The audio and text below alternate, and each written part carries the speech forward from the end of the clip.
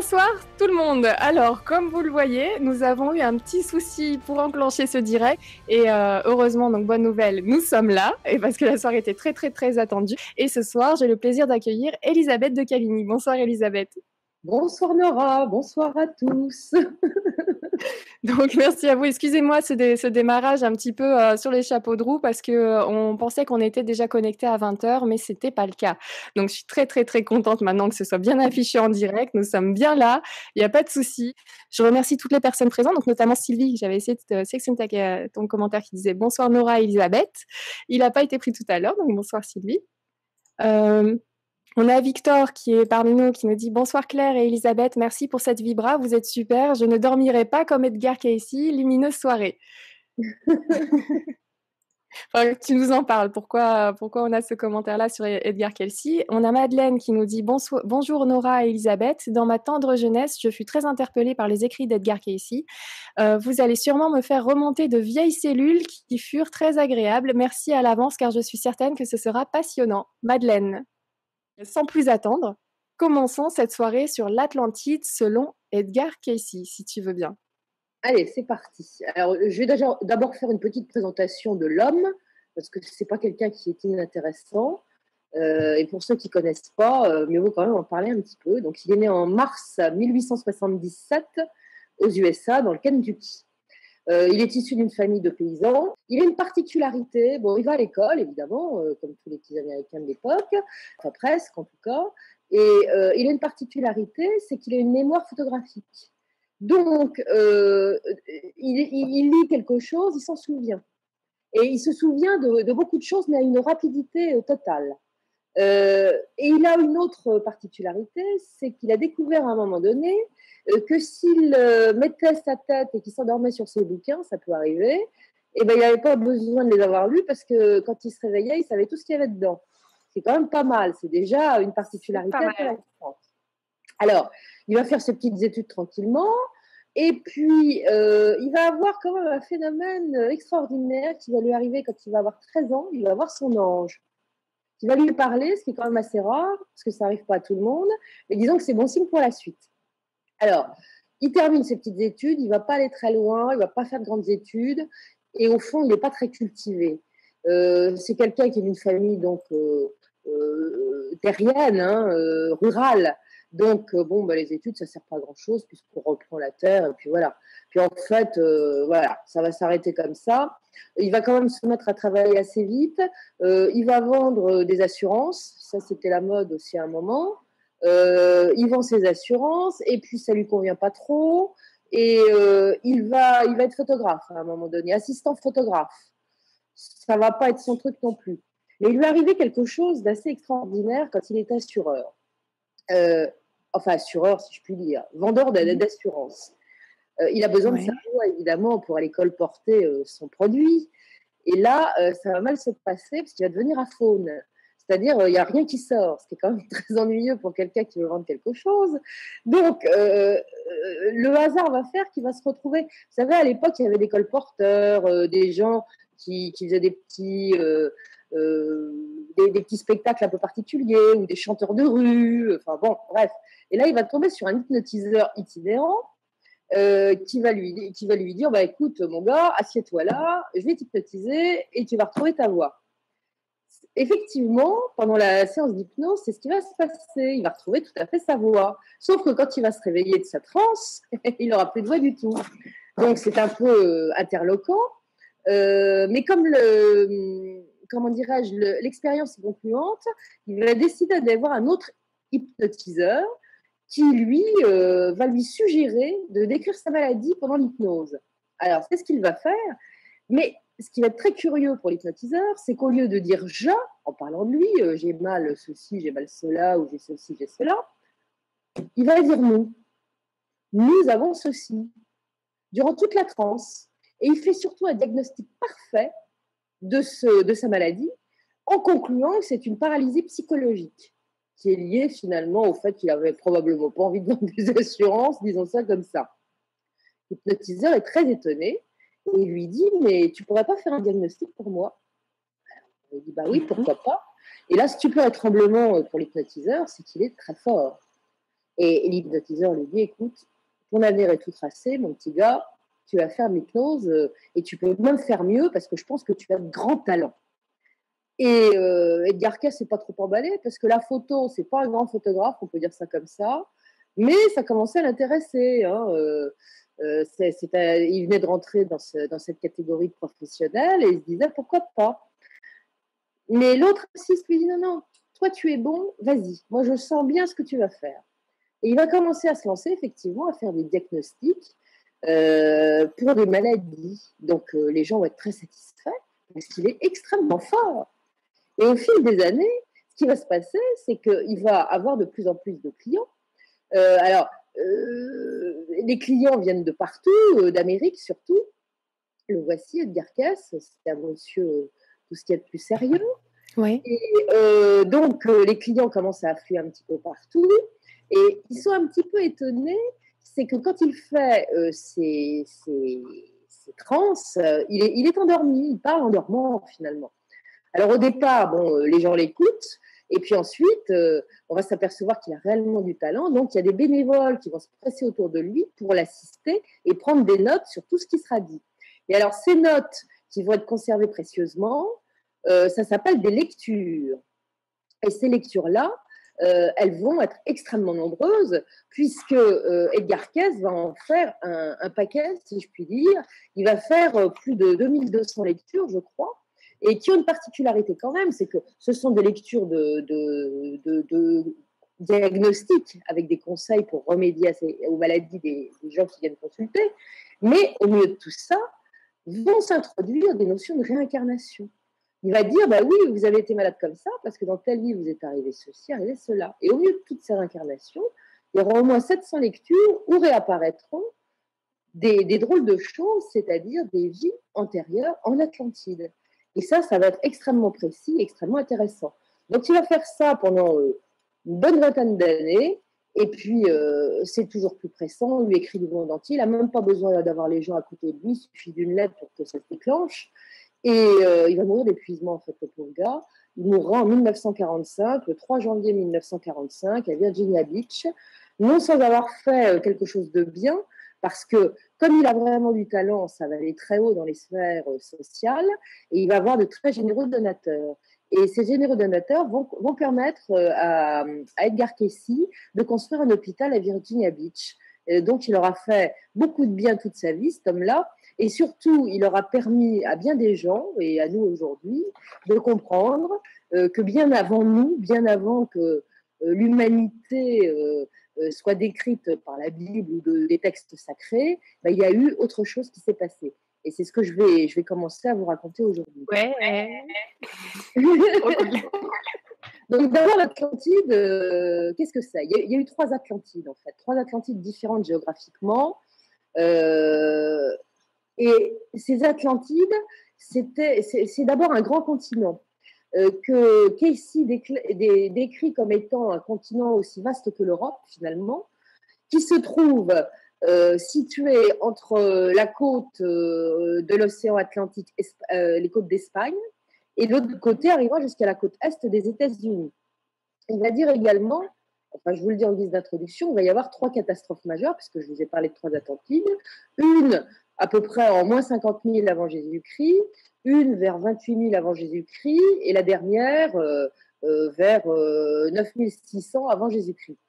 Donc, ce sont des choses qui vont être dramatiques, et vous allez voir que ça n'est pas rien. Alors, Edgar Cayce va préciser quand même quelque chose, c'est que la plupart des entités qui l'ont consulté avaient des vies en Atlantide, mais il dit également que la plupart des Américains réincarnés dans notre époque, à partir du XXe siècle, ce sont des Atlantes qui viennent purger finalement une forme de karma.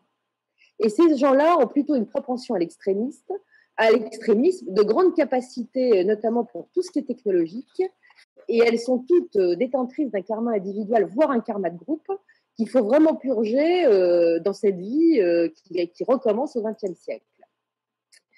Il explique également que tous les Atlantes réincarnés à l'heure actuelle ont plutôt une propension à l'égoïsme et à l'exploitation d'autrui. Donc, vu ce qui se passe à l'heure actuelle, je pense qu'il y a un paquet d'Atlantes qui se déchaînent, voyez-vous. Et il dit également que un nombre d'individus réincarnés actuellement sont très influencés par leurs anciennes mémoires atlantes. Hein. C'est quand même assez particulier. Alors, avant l'Atlantide, il y a eu autre chose. Comment sont arrivés ces Atlantes sur Terre? Parce que c'est intéressant. Ouais. Et d'après ici, finalement, c'est l'origine de l'humanité. Il dit qu'avant l'Atlantide, la Terre n'était peuplée que d'animaux. Il n'y avait pas du tout d'êtres humains. L'être humain est arrivé après, mais au départ, il n'y avait strictement rien du tout. Et alors, ce qui s'est passé, et ce qu'il raconte en tout cas, c'est que des êtres spirituels qui venaient de dimensions très supérieures se sont projetés dans des corps matériels pour faire des expériences. Ils voulaient expérimenter les sensations du corps, de la matière, et savoir ce que ça donnait. Et alors, c'est ainsi que va naître la première Atlantide.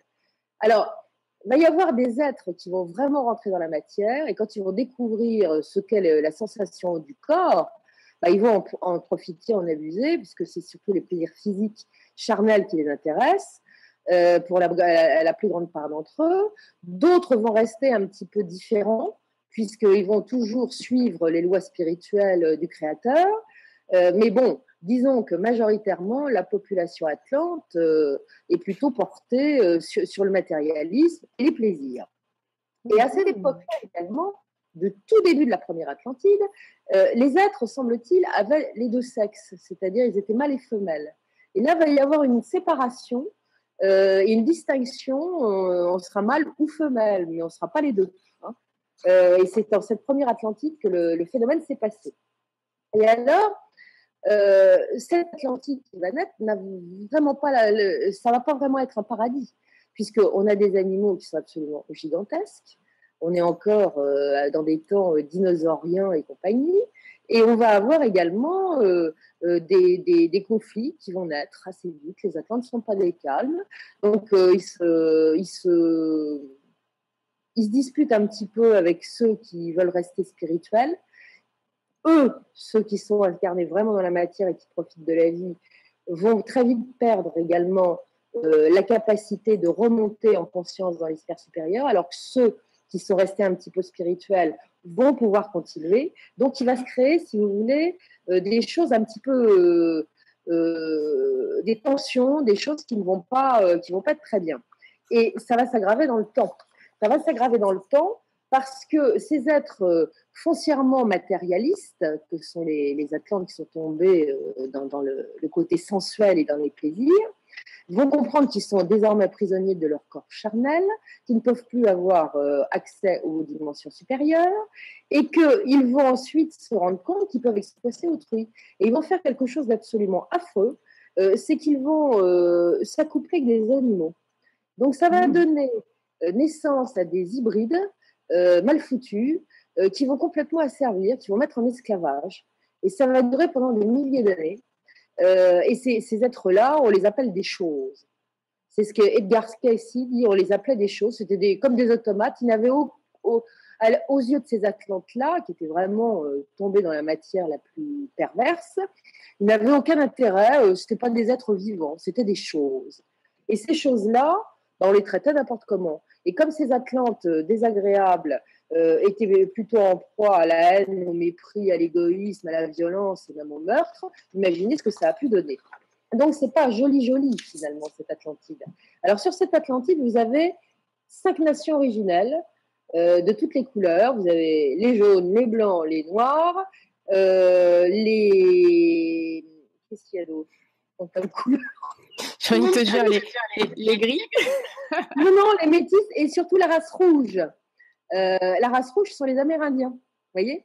Et alors, ils sont dispersés à des endroits différents des continents, enfin du continent Atlante, qui est quand même un très très grand continent à l'époque.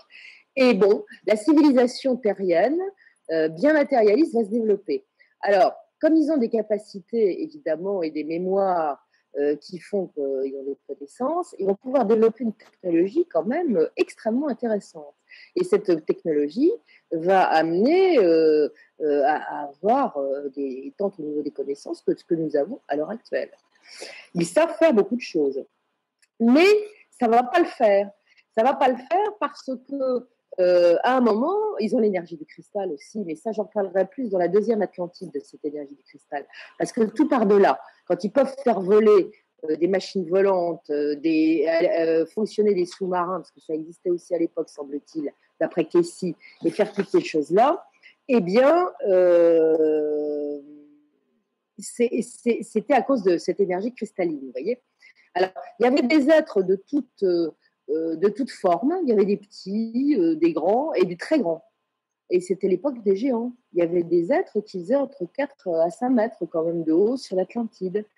Et les êtres qui sont restés spirituels s'entendent de moins en moins bien avec ces êtres qui sont devenus hyper matérialistes et qui sont dirigés par finalement des forces très obscures, hein, alors que les autres sont restés dans la lumière. Et alors, il va y avoir deux clans qui vont s'affronter.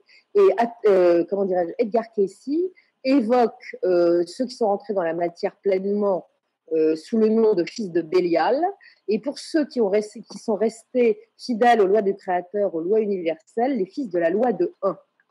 Et alors, les fils de Bélial, qui sont maintenant complètement détachés de la source divine au cours de leur évolution dans cette première Atlantide, parce que ça a duré très longtemps, cette première Atlantide, plusieurs milliers d'années, eh bien, maintenant, ils sont soumis à la loi du karma. Et ceux de la loi de 1 se disent que ça ne va pas durer comme ça, parce que c'est de plus en plus conflictuel, et il faudrait trouver quelque chose. Et ils vont inventer l'être humain, parce qu'apparemment, ils n'avaient pas les mêmes formes que nous, humains. Ce n'étaient pas vraiment des êtres humains. C'était des êtres qui s'étaient incarnés dans des enveloppes matérielles, mais qui n'avaient pas l'apparence de l'être humain. Donc, ce sont ceux de la loi de 1 qui vont décider d'inventer l'homme tel qu'il est aujourd'hui, c'est-à-dire l'homme moderne, en quelque sorte. Et cet homme moderne, ils se disent que en étant ces créateurs, parce que ce sont ces êtres-là, donc des êtres matériels qui vont créer l'homme, quelque part, probablement par des manipulations génétiques ou je ne sais trop quoi. Edgar Cayce n'en parle pas, c'est une vision de ma part, ça.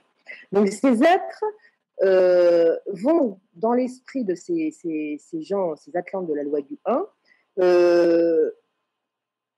être le symbole de ce qu'ils vont essayer de faire pour améliorer les choses et retrouver la compréhension du Créateur.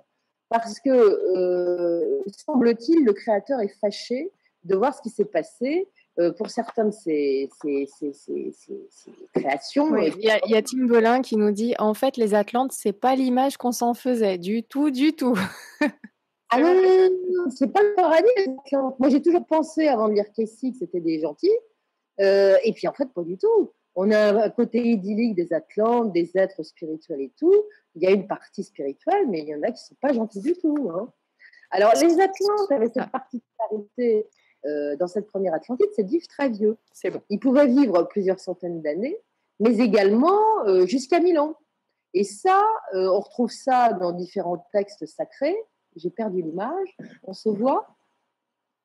Oui, c'est bon, on se voit. Il y a eu un petit saut, justement, la connexion de ton côté, donc ça a figé l'écran. Donc on n'a pas eu toute la réponse tout de suite après la remarque de Tim Belin quand il disait que c'est pas du tout ce qu'on en pense, ce qu'on croit, que c'est une civilisation très avancée, mais qui avait aussi une morale très avancée. Il y avait de tout, et on retrouve même un petit peu ce qu'on vit nous dans cette période actuelle, hein, avec des gens très très matérialistes et d'autres qui se disent tiens, il y a peut-être pas que ça. Et il y a peut-être des réincarnations à l'heure actuelle d'Atlante des deux côtés, hein.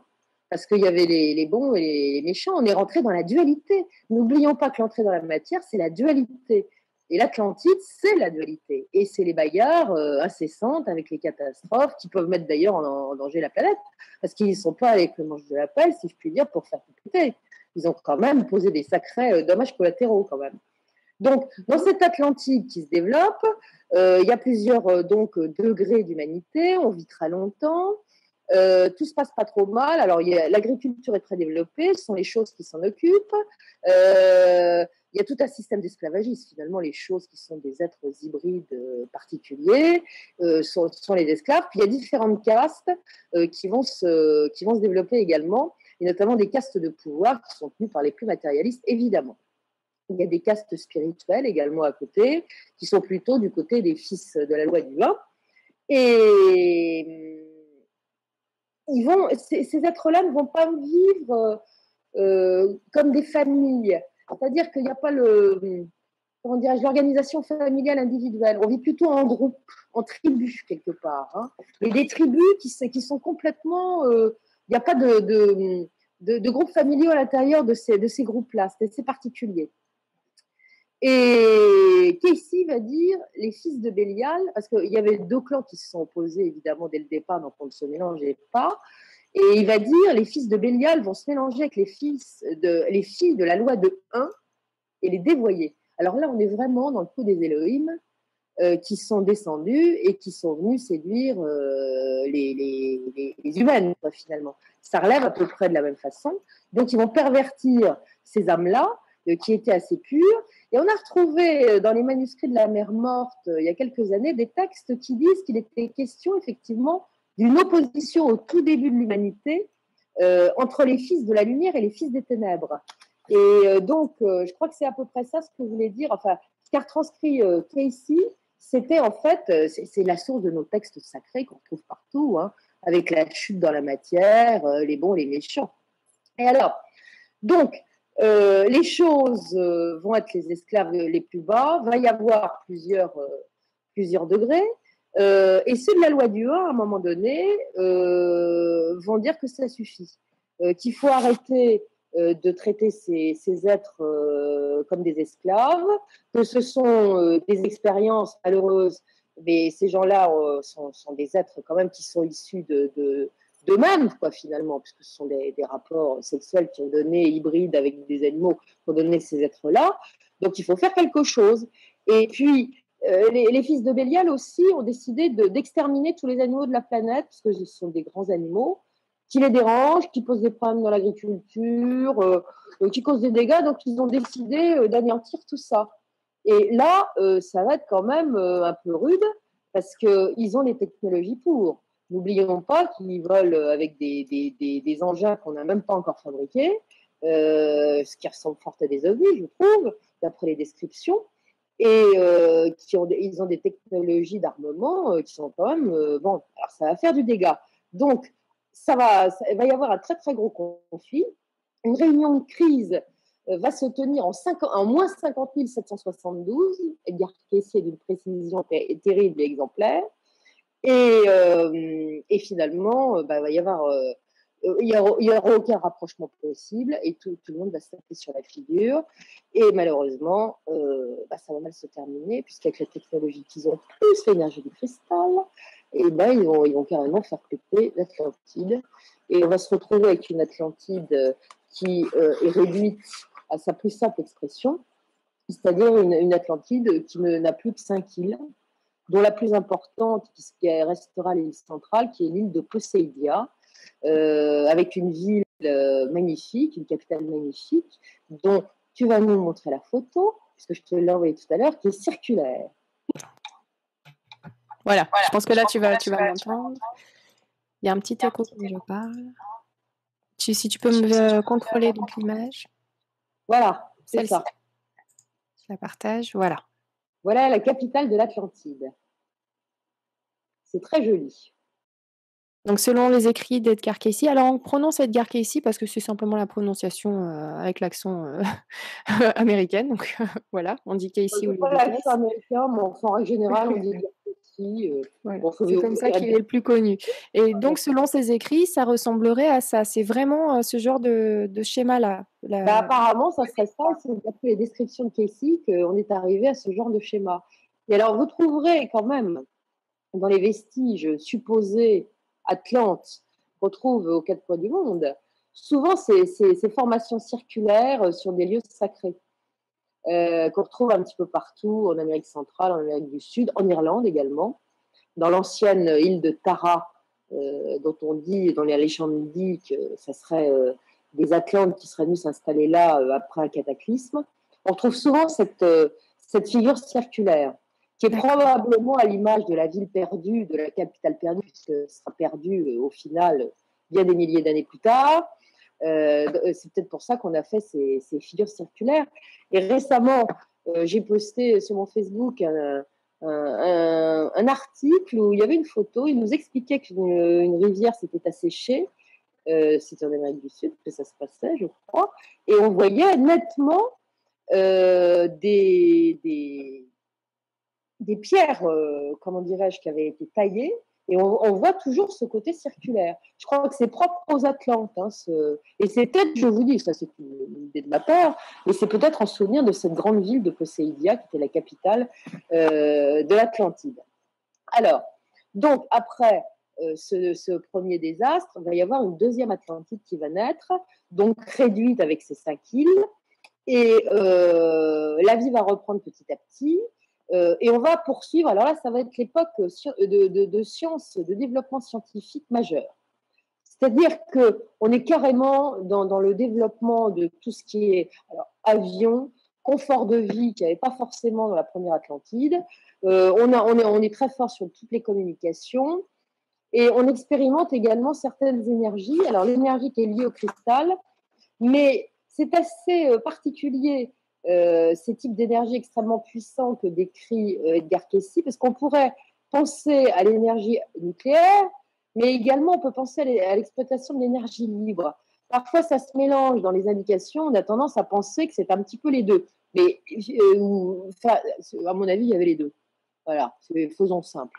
Même si les usines se ressemblaient, parce qu'il y a des sortes d'usines que je vais vous décrire, ça se ressemblait. Donc, on vit une vie comme la nôtre à l'heure actuelle en Atlantide, avec en plus des choses qui vont beaucoup plus loin au niveau scientifique, puisqu'ils connaissent visiblement l'antigravitation et toutes ces choses-là que nous sommes en train de redécouvrir, peut-être parce que les scientifiques qui sont incarnés au XXe siècle, notamment aux États-Unis, mais à mon avis, il y en a partout, comme le dit Edgar Cayce, ce sont des gens qui ont gardé dans leur mémoire des connaissances qu'ils n'ont pas perdues.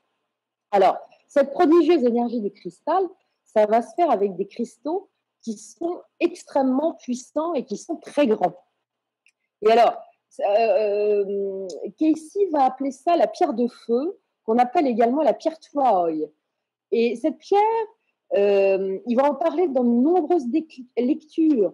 Il dit que c'est une machine qui est productrice d'énergie, qu'elle ressemble à un procédé de fission, qui est capable de transformer l'énergie de la pierre, donc c'est de cette fameuse pierre Tuaoi qui est cristal, en fait, en électricité. Et donc, ça alimente toute une série de choses au niveau des transports à terre, sous la mer, dans les airs. Il faut savoir quand même qu'il parle de ça quand il fait ces lectures-là et qu'il décrit ces pierres de feu, c'est en 1933. Donc la bombe nucléaire, l'énergie nucléaire, on ne la connaît pas. L'antigravité, on ne connaît pas. Il y a des tas de choses qu'on ne connaît pas. Donc il explique avec ses mots. Après, il dira ça ressemble à la fission nucléaire quand il fera des commentaires. Mais en attendant, il décrit des choses qui ressemblent à ça et c'est en 1933.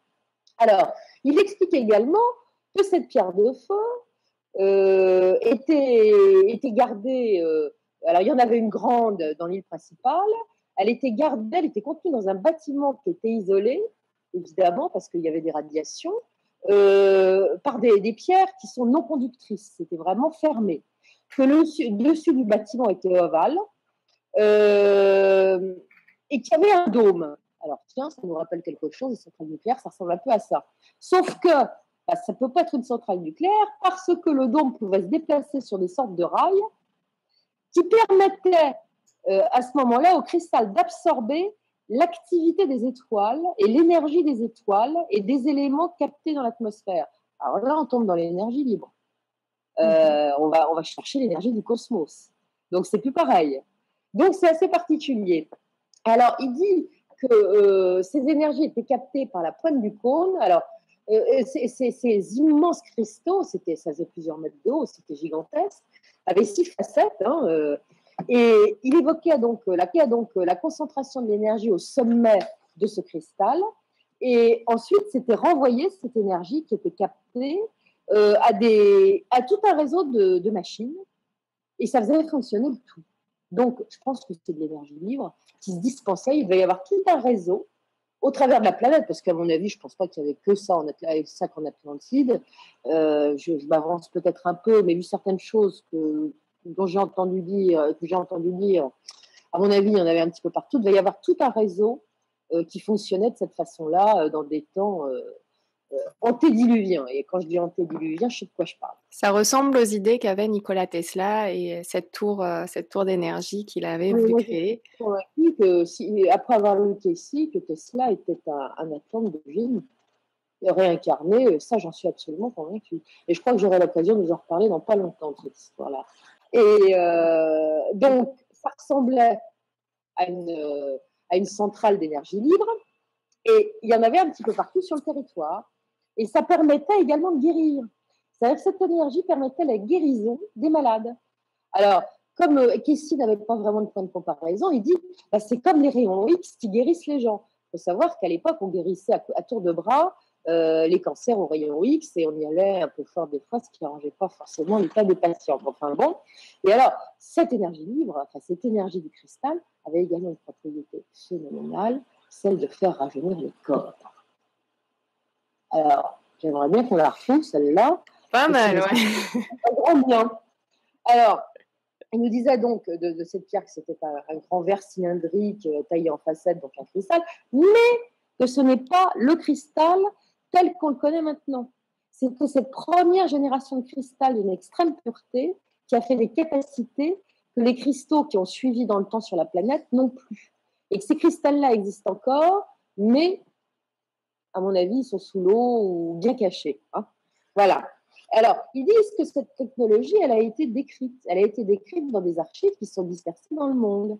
Parce que ceux de la dernière Atlantide, donc de la troisième, qui va disparaître un peu moins de 10 000 ans avant Jésus-Christ, ont pris soin de préserver les connaissances. Et alors, il y aurait donc des archives qui décriraient cette technologie du cristal qui se trouveraient au large de la Floride, à côté de Bimini. Donc ça, c'est sous l'eau pour l'instant. Mais je ne vous apprendrai pas, vu ce que j'ai lu, les ruines de Bimini sont-elles des vestiges de la civilisation atlante? Apparemment, la réponse est oui.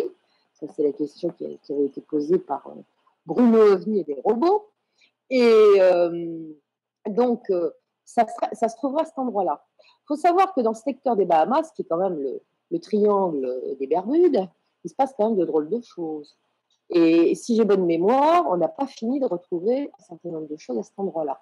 On n'a peut-être pas les moyens, peut-être que ça sort à certains moments et pas à d'autres, peut-être que tous les cataclysmes prévus, parce que les prophéties de Garkessi sont quand même assez pénibles pour ce qui nous concerne, nous et notre futur, et toutes ces cataclysmes ne sont pas encore arrivés, mais toujours est-il qu'à Bimini, dans les années 70, on a bien trouvé des pierres, un site très particulier, ce sont les pierres gigantesques que l'on retrouve dans toutes les constructions monumentales précolombiennes que vous trouvez à Cusco et partout, à Baalbek, enfin, vous en retrouvez partout dans le monde entier, donc c'est clair, à mon avis, ça vient de ces civilisations atlantes. Hein.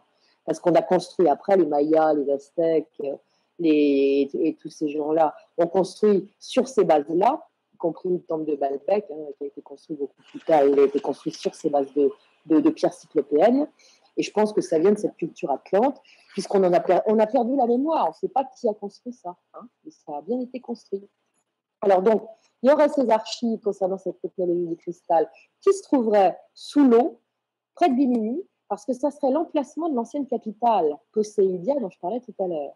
C'est là que se trouverait. Alors, on trouverait également des temples et un certain nombre de choses, probablement des pyramides aussi, très intéressantes. Alors, on peut retrouver également, d'après Casey, ces archives-là également cachées en Égypte.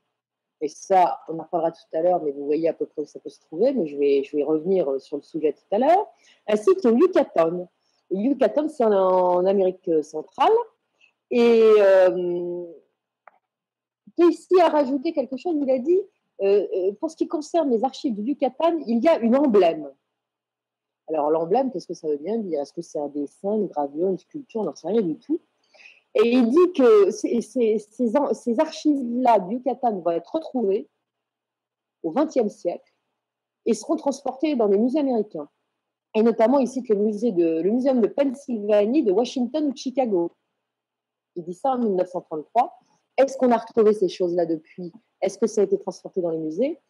Est-ce qu'on a vu des sculptures ou des choses qui nous ont strictement rien dit parce qu'on n'a pas la connaissance?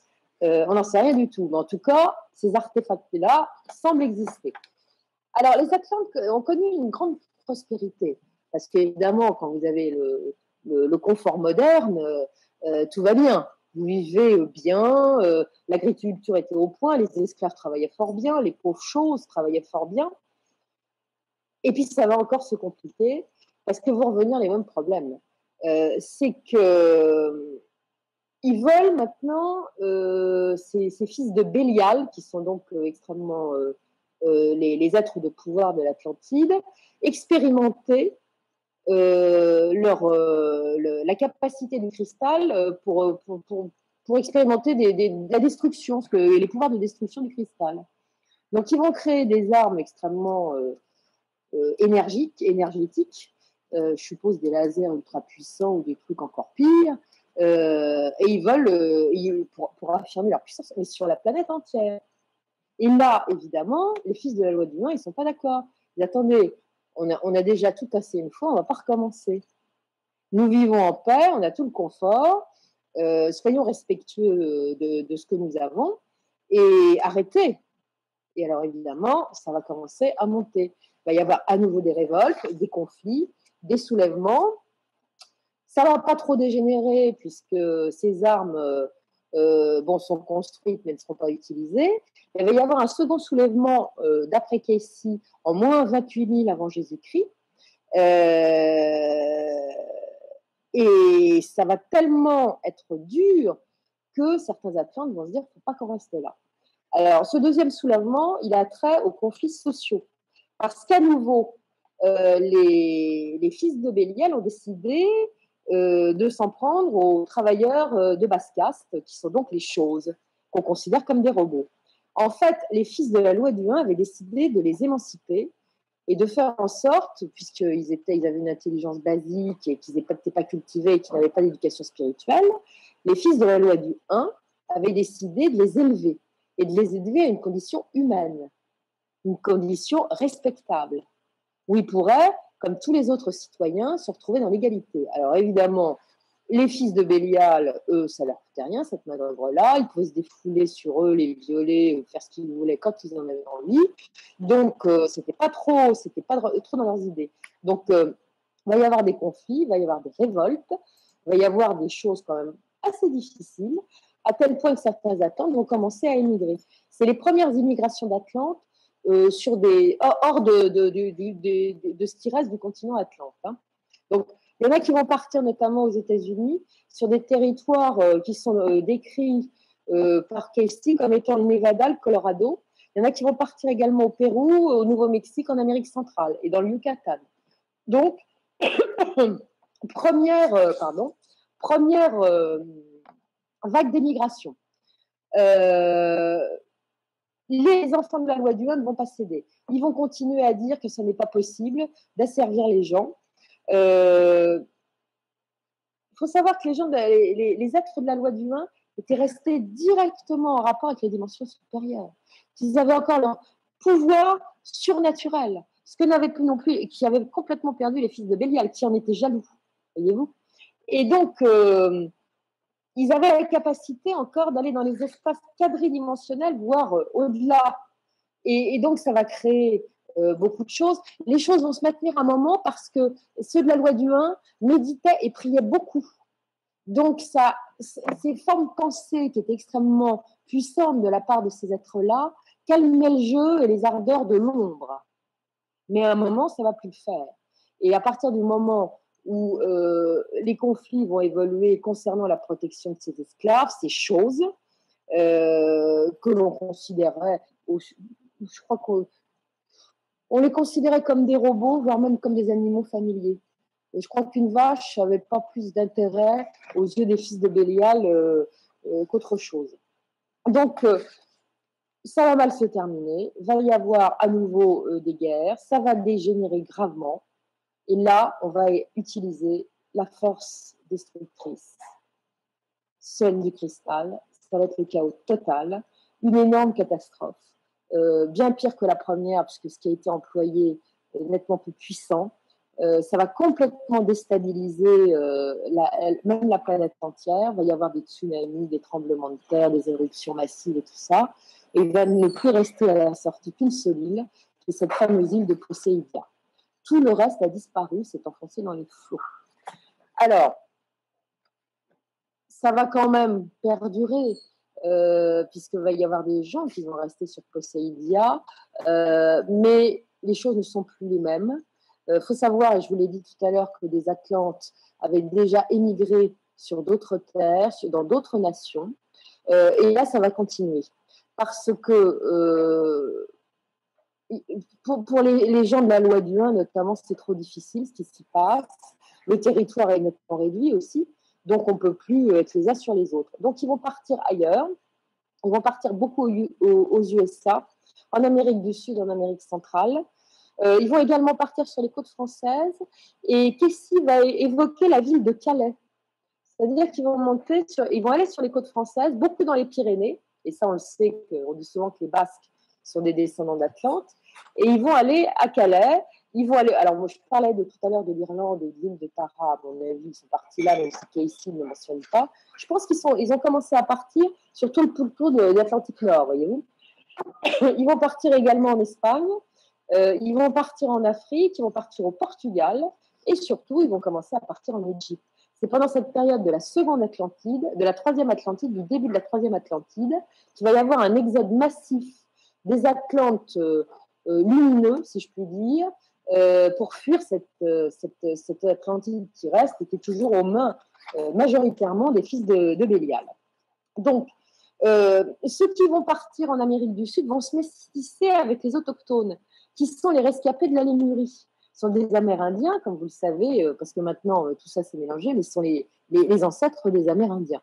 Et donc, ils vont se métisser ils vont se mêler aux populations autochtones, qui sont des anciens Lémuriens. Tout le monde va vivre en bonne entente, et ça sera l'origine beaucoup plus tard de civilisations importantes comme celle des Mayas, Aztèques, Olmecs, Incas et compagnie, voyez-vous.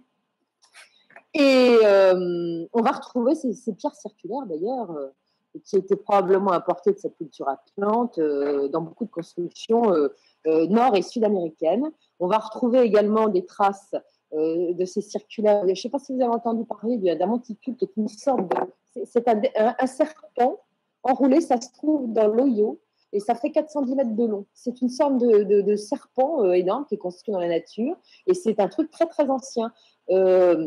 On dit que c'est amérindien, mais en fait, c'est probablement beaucoup plus ancien. Ça a une origine beaucoup plus ancienne, voyez-vous. Il va y avoir des monticules, des tumulus qu'on va retrouver un petit peu dans le Wisconsin, qui sont considérés par les Amérindiens comme des tumulus totémiques, parce que ça a la forme d'animaux. Rappelez-vous Nazca aussi. Nazca sont des animaux aussi, ce sont des formes de totems finalement qui sont à terre. Et donc, alors c'est plutôt la race rouge qui va partir là-bas, puisque il y a des connivences de cœur, si je puis dire, et vibratoires. Alors, il va y avoir donc l'immigration en Égypte. Alors, quand ils vont arriver en Égypte, il faut savoir que la population égyptienne n'a pas du tout le même mode de vie que les Atlantes. Ils sont tranquilles. Ils voient débarquer des foules d'Atlantes avec lesquelles ils avaient déjà des relations.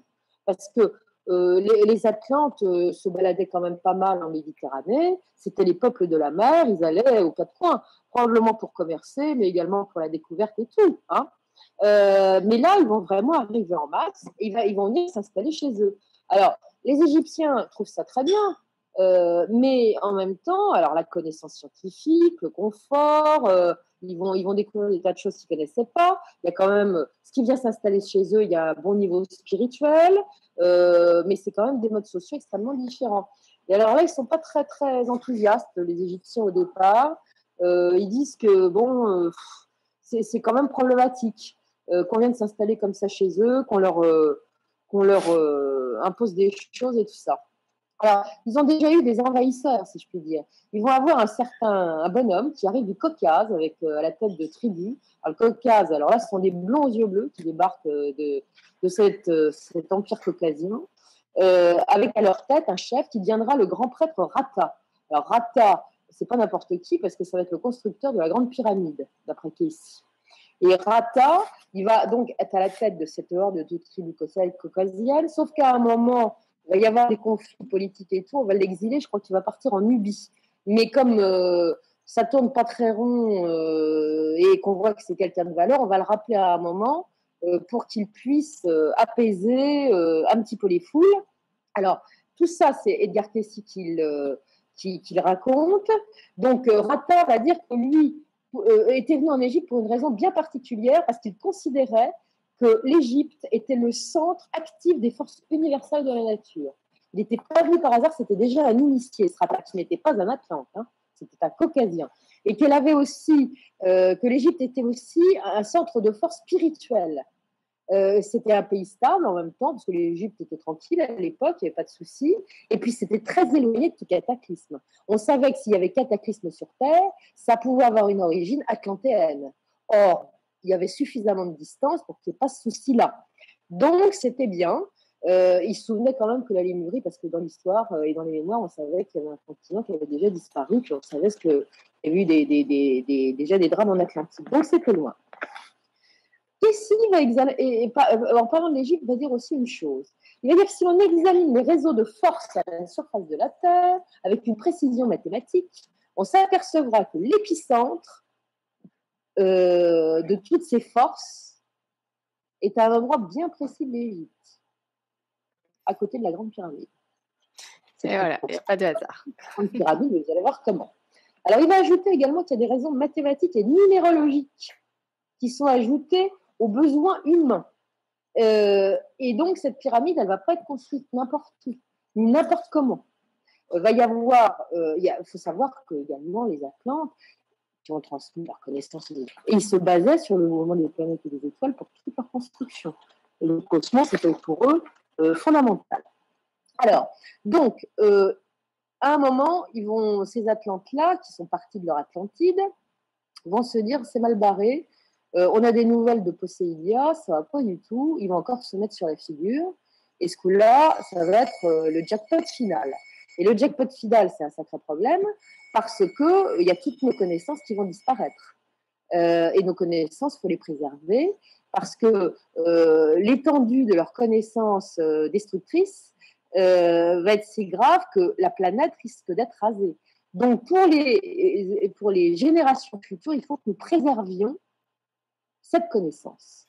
Et alors, ils vont décider de construire donc ce qu'on appelle la pyramide de Khéops, qui est donc la grande pyramide. Alors, on va rappeler donc le fameux Rata, ce caucasien qui était un petit peu parti en exil, parce qu'on sait que c'est un type qui a une grande intelligence, mais surtout qui est un bon pacificateur et un homme de dialogue. Donc, ce Rata va coopérer avec les Atlantes et avec les Égyptiens pour trouver un terrain d'entente et instaurer la paix. Donc, l'Égypte à cette époque-là, l'Égypte Atlante, parce que c'était l'Égypte Atlante, va connaître une période de prospérité, de paix, d'évolution spirituelle aussi importante. Le spirituel va être très important. Hein, des temples vont se construire un petit peu partout. On va enseigner beaucoup de choses. Il va y avoir beaucoup de choses qui vont être faites d'un point de vue social. Notamment, des hôpitaux modernes vont être construits. Les soins médicaux vont être gratuits. Et puis, il y a les problèmes avec ces êtres qui sont les choses. Alors, les choses sont venues avec les Égyptiens évoluer spirituellement. Et ces Égyptiens évolués spirituellement veulent les soigner parce que ces choses ont des problèmes psychiatriques énormes. Donc, il va y avoir des centres qui vont être construits pour soigner ces gens, pour qu'ils puissent se sentir mieux. Et puis, on va vouloir les opérer aussi, parce que certains ont des queues, des écailles. Ils ont un cerveau qui ne fonctionne pas bien. Et on a des capacités pour, je dirais pas manipuler, mais remettre en état le cerveau au niveau de la connaissance de la médecine, qui fait qu'on va essayer de soigner ces gens qui n'étaient pas bien. Il y en avait un paquet qui était venu en Égypte. On va beaucoup développer l'agriculture. Tout va être organisé administrativement. Tout ce que connaît l'Égypte par la suite, ça sera vraiment, la base, ça sera vraiment ce qui aura été apporté par les Atlantes. L'art va avoir une importance considérable, la culture aussi. on va construire les plus belles choses. Il faut que ce soit beau, parce que le beau va avec la spiritualité. La beauté, c'est guérisseur. On va utiliser la technologie destructrice Atlante dans une moindre mesure. Là, on va y aller très, très doucement, hein, uniquement pour faire fonctionner les moyens de transport, hein, et un certain nombre d'autres choses. Et ça va être moindre par rapport à ce qu'il y avait avant. Et l'Égypte va devenir, à cette époque-là, un pays extrêmement prospère et en paix. La vision des Atlantes est plutôt holistique, c'est-à-dire qu'on considère que tout est lié. La nature, la spiritualité, la science, les arts, tout est lié. Tout se tient, c'est une vision quantique. Et donc, tout va bien, dans le meilleur des mondes, et va y avoir des échanges à cette époque-là également avec d'autres nations évoluées, comme la Chine. Il y a d'autres civilisations très évoluées en Asie. L'Inde aussi est très évoluée. Donc, on va faire venir en Égypte des civilisations du désert de Gobi et d'Inde, des professeurs qui vont venir enseigner leurs propres connaissances. Alors, le désert de Gobi, on dit qu'il y a des civilisations disparues, très anciennes, et qu'il y a eu des guerres aussi importantes en Inde également. Bon, c'est pas apparemment des Atlantes, hein, qui étaient mêlés à tout ça, mais voilà. Donc, on va faire venir ces gens qui ont une grande sagesse. Et puis, on va décider de construire la grande pyramide parce qu'on sait que ça urge, que Poséidia est entre une mauvaise main avec les fils de Bélial et que ça va encore sauter. Et alors, on va faire cette construction de la pyramide un peu avant. Dans le temps, ça fait beaucoup de temps, mais quand même, c'est assez proche de la catastrophe finale qui mettra fin définitivement à l'Atlantide. D'après Edgar Cayce, cette pyramide va être construite entre moins 10 490 et moins 10 490 et moins 10 390 avant Jésus-Christ. C'est-à-dire qu'on va être à 100 ans pour la construire. Et elle va être construite avec par les Égyptiens eux-mêmes, par des méthodes atlantes qui connaissaient le procédé de lévitation, ce qui fait que ça s'est fait tranquillement parce qu'on connaissait comment ajuster ces pierres cyclopéennes, puisqu'on l'avait fait, les vestiges en sont dans le monde entier, en Amérique du Sud et un petit peu partout. Donc on va agir exactement de la même façon pour construire la grande pyramide. Entre nous, c'est une bonne chose, parce que et qu'on dise que la lévitation a servi. Parce que maintenant, je ne sais pas si vous avez remarqué, mais depuis un moment, tout le monde se pose la question, tout le monde a ses théories de savoir comment c'était construit ce truc-là. C'est une hypothèse comme une autre. Évidemment, ça fait hurler de rire les archéologues, qui déjà ont baissé un petit peu la garde, parce que de plus en plus, on est en train de dire que Gizeh et tout le site de Gizeh, c'est bien plus ancien que ce qu'on a dit il y a encore 20 ou 30 ans. Maintenant, on est en train de s'apercevoir que la pyramide de Khéops pourrait être bien plus vieille, le Sphinx, n'en parlons pas, il est antédiluvien. Donc, voilà. Et alors, pendant ce temps-là, Poséidia, ça va pas fort. Alors, la grande pyramide va donc être construite, et elle va être construite sous l'autorité de Rata, qui est devenu grand prêtre entre-temps, aidé par un architecte de génie qui s'appelle Hermès. Ça vous dit quelque chose? Les francs-maçons tirent, disons, comme idole Hermès pour toute disons que c'est le patron des maçons, quelque part. Oui. Et alors, on retrouve ça, cette histoire d'Hermès comme grand architecte de Khéops, on retrouve ça déjà dans des vieilles légendes arabes, des manuscrits très, très anciens. Va y avoir une conseillère technique aussi dans l'histoire qui s'appelle Isis. Ça vous dit quelque chose, ça aussi. Elle a été déifiée par la suite, mais apparemment, c'est la même. Et alors, son nom est gravé, semble-t-il, en tant que conseillère sur une petite pyramide qui se trouverait sur le site de Gizeh. Je n'ai pas été voir. Alors, il y a tous ces Atlantes immigrés qui construisent, les Égyptiens qui mettent la main à la pâte. Va y avoir également des nomades qui vont venir du Caucase, donc l'origine, le pays de Rata à l'origine. Oula, ah oui, voilà, c'est ça, la grande pyramide. Et tout va bien se passer. Et elle aurait été construite, donc, cette pyramide, pour la sauvegarde de la civilisation atlante. Et ça sera en même temps un lieu d'initiation. Alors, ce lieu d'initiation, je vous en parlerai bientôt, dans un sujet que je vais faire prochainement sur cette antenne, puisque beaucoup de choses qui ont été évoquées par Edgar Cayce ont été, disons, redites d'une autre manière et vécues d'une autre manière par une contactée française ufologiquement parlant, qui est fort Oui, intéressant. Contactée par des extraterrestres. Voilà, tout à fait. Et elle nous racontera ce que Edgar Cayce a commencé à nous raconter, mais ce qu'il n'a pas fini de raconter. Voilà. Parce que lui, il a donné des indices que je vais vous donner, mais il n'a pas tout dit. Elle en sait plus que lui par rapport à ce qu'on lui a raconté. Donc, vous aurez une autre suite concernant la connaissance des Atlantes, mais dans un autre contexte une prochaine fois. Alors, Cayce a parlé également d'une mesure, enfin une unité de mesure. Alors, il faut savoir que tous les archéologues classiques, si je puis dire, ont considéré que la mesure, l'unité de mesure qui avait été employée pour construire Khéops, la pyramide de Khéops, était la coudée royale de Memphis, qui correspond à 52,4 cm. Il a dit, c'est pas ça du tout, c'était une autre unité de mesure qui, elle, s'appelait MIR, et qui est de 69,85013 cm. Et alors, ce qui est assez marrant, c'est que quand on a regardé la pyramide et qu'on a utilisé les deux types de mesures, la marge d'erreur, pour ce qui concerne la coudée royale de Memphis utilisée par les archéologues, elle est de 26 cm,1, ce qui n'est pas beaucoup, mais ce qui est quand même une petite marge d'erreur. Et avec la coudée MIR, dont Cayce a parlé, elle n'est que de 13,9 cm. C'est quand même intéressant. Et alors, il va dire également, il va rappeler que Mir veut dire en égyptien à la fois pyramide et hauteur de la pyramide, ce qui est quand même assez marrant. Cayce va parler à un moment de l'initiation du caractère, disons, de ce lieu pyramidal qui est en fait un lieu d'initiation. La contactée dont je vous parlerai la prochaine fois en a parlé et c'est absolument formidable. Mais lui, Cayce se bornera à dire que deux personnages importants sont venus à une période assez peu connue de leur vie pour être initiés. Ils étaient esséniens à l'époque, on les appelait Jean-Baptiste et Jésus. Donc ils sont venus, semble-t-il, d'après Cayce, se faire initier dans la grande pyramide de Khéops. Alors, elle va être donc édifiée, cette pyramide, un petit peu avant qu'elle va détruire définitivement. Ce grand cataclysme, Cayce dit qu'il est intervenu entre 10 400 et 10 300 avant Jésus-Christ. Il y a une marge d'erreur de 100 ans, enfin, il ne sait pas trop. Enfin, il donne cette fourchette-là. Platon dira que cette Atlantide a disparu en moins 9600 avant Jésus-Christ. On n'est pas très loin, finalement.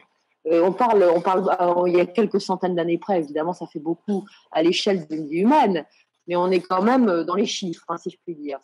Et alors, cette pyramide, elle est importante, donc, puisqu'il va y avoir des archives qui vont être en dessous, mais il va être un petit peu précis concernant la salle des archives, parce qu'il va y avoir, je crois, sur le site de Gizeh, des choses qui vont être dispersées un petit peu partout au niveau des archives atlantes. Mais il y a une salle principale que Cayce désigne comme la salle des archives.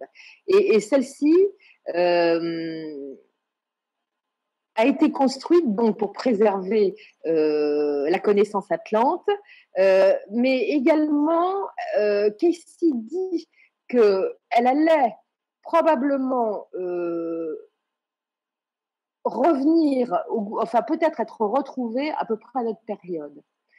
Il va dire également que quand cette salle des archives va être créée, les Atlantes qui sont venus, qui ont eu cette idée, ont dit que avec la disparition de la dernière Atlantide, c'est le début de l'obscurité intellectuelle et morale qui va s'instaurer sur la planète et qui va arriver jusqu'à nos jours. C'est-à-dire qu'apparemment, ce qu'il dit, c'est que tout ce qui a débuté en Atlantide va rentrer en résonance avec notre époque à partir du XXe siècle. Et que des découvertes vont être faites à ce moment-là. Alors, il dit également que dans la dernière décennie du XXe siècle, on va découvrir la véritable nature du site de Gizeh. Moi, à mon avis, je vais vous dire, je ne suis pas rentrée vraiment dans le détail, mais j'ai quand même vu un petit peu comment se comportait Zahi Hawass, qui est le fameux conservateur du site de Gizeh. Il a laissé faire certaines choses. Ensuite, il a fait machine arrière. Ensuite, sur des choses qui étaient très importantes aux alentours du Sphinx ou sur le Sphinx, c'était interdit pour les archéologues. Tout ce qui est intéressant finalement et qui se rapproche un petit peu trop des endroits stratégiques décrits notamment par Cayce, ont été interdits aux archéologues maintenant. Donc, il y a quand même un truc. Moi, je suis convaincue qu'on a commencé à trouver des choses et que c'est motif, c'est bouche cousue maintenant. Exactement, mais les infos passent. Là, on a par exemple Margot qui nous dit sur la base du sphinx de Gizeh, au niveau des pattes, on peut très largement apercevoir des traces d'érosion de la roche friable. Les experts pensent que, donc les géologues qui ont pu accéder à ce teint-là, à ce coin-là, donc les experts pensent que seul un objet immergé pendant un certain temps dans de l'eau salée peut produire un tel effet. Donc ça remonterait le sphinx à très très longtemps, hein, si on pense qu'il y a eu de l'eau salée Elle à a ce moment-là. parfaitement raison, puisqu'il y a eu effectivement un premier géologue qui s'est penché sur le sujet. Il y en a eu d'autres, et depuis maintenant, il est acquis que cette construction est probablement une des plus anciennes du site de Gizeh, qu'elle est antédiluvienne. Donc le déluge, le dernier déluge qui a eu lieu sur la planète, d'après ce qui tient matériellement et qui est classique, hein, effectivement, ça remonte à loin. Et si le sphinx en question est antédiluvien, ça fait quand même plusieurs milliers d'années. Exactement. Merci Margot pour ta remarque. Et ne vous inquiétez pas, j'ai sélectionné quelques questions là pour la fin de l'émission. Donc on attend le développement. Il y a beaucoup de questions qui trouvent d'ailleurs des réponses là, je vois pendant le développement. Donc on va accéder aux questions un petit peu plus tard. Je te laisse continuer. Alors, merci. On continue. Alors, Casey va dire également va donner des descriptions absolument multiples et très détaillées de la salle des archives. Alors, elle se trouvera enfouie, cette salle des archives, dans des salles souterraines, mais elle pourrait également se trouver dans une petite pyramide qui serait enterrée aux abords du Sphinx. Et d'ailleurs, il dit que dans ce coin-là, on pourrait retrouver les restes d'un ancien Atlante qui s'appellerait Exli et qui serait enterré sur une petite colline qui n'est pas très haute, qui se retrouverait face au Sphinx. Et cette colline, elle existe. Elle fait à peu près 183 mètres de haut. Elle n'a pas été fouillée, mais peut-être qu'un jour, on aura la surprise de retrouver un squelette et on saura à peu près à qui ça appartient, si on se réfère à Edgar Cayce. Il va dire également qu'il y a plusieurs souterrains qui conduisent à la salle des archives et qui partent à partir de la patte droite du Sphinx. Et effectivement, on a retrouvé une entrée de souterrain à peu près à cet endroit-là. Il va également expliquer que la salle des archives a été gardée par un conservateur du nom d'Epsut.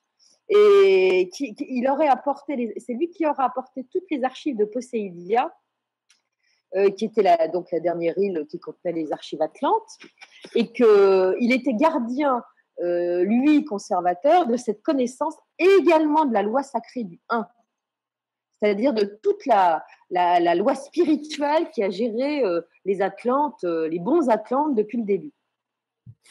Et alors, il va dire également à propos de la loi du 1, Edgar Cayce, qu'elle n'est pas née d'hier. Elle a au moins 200 000 ans.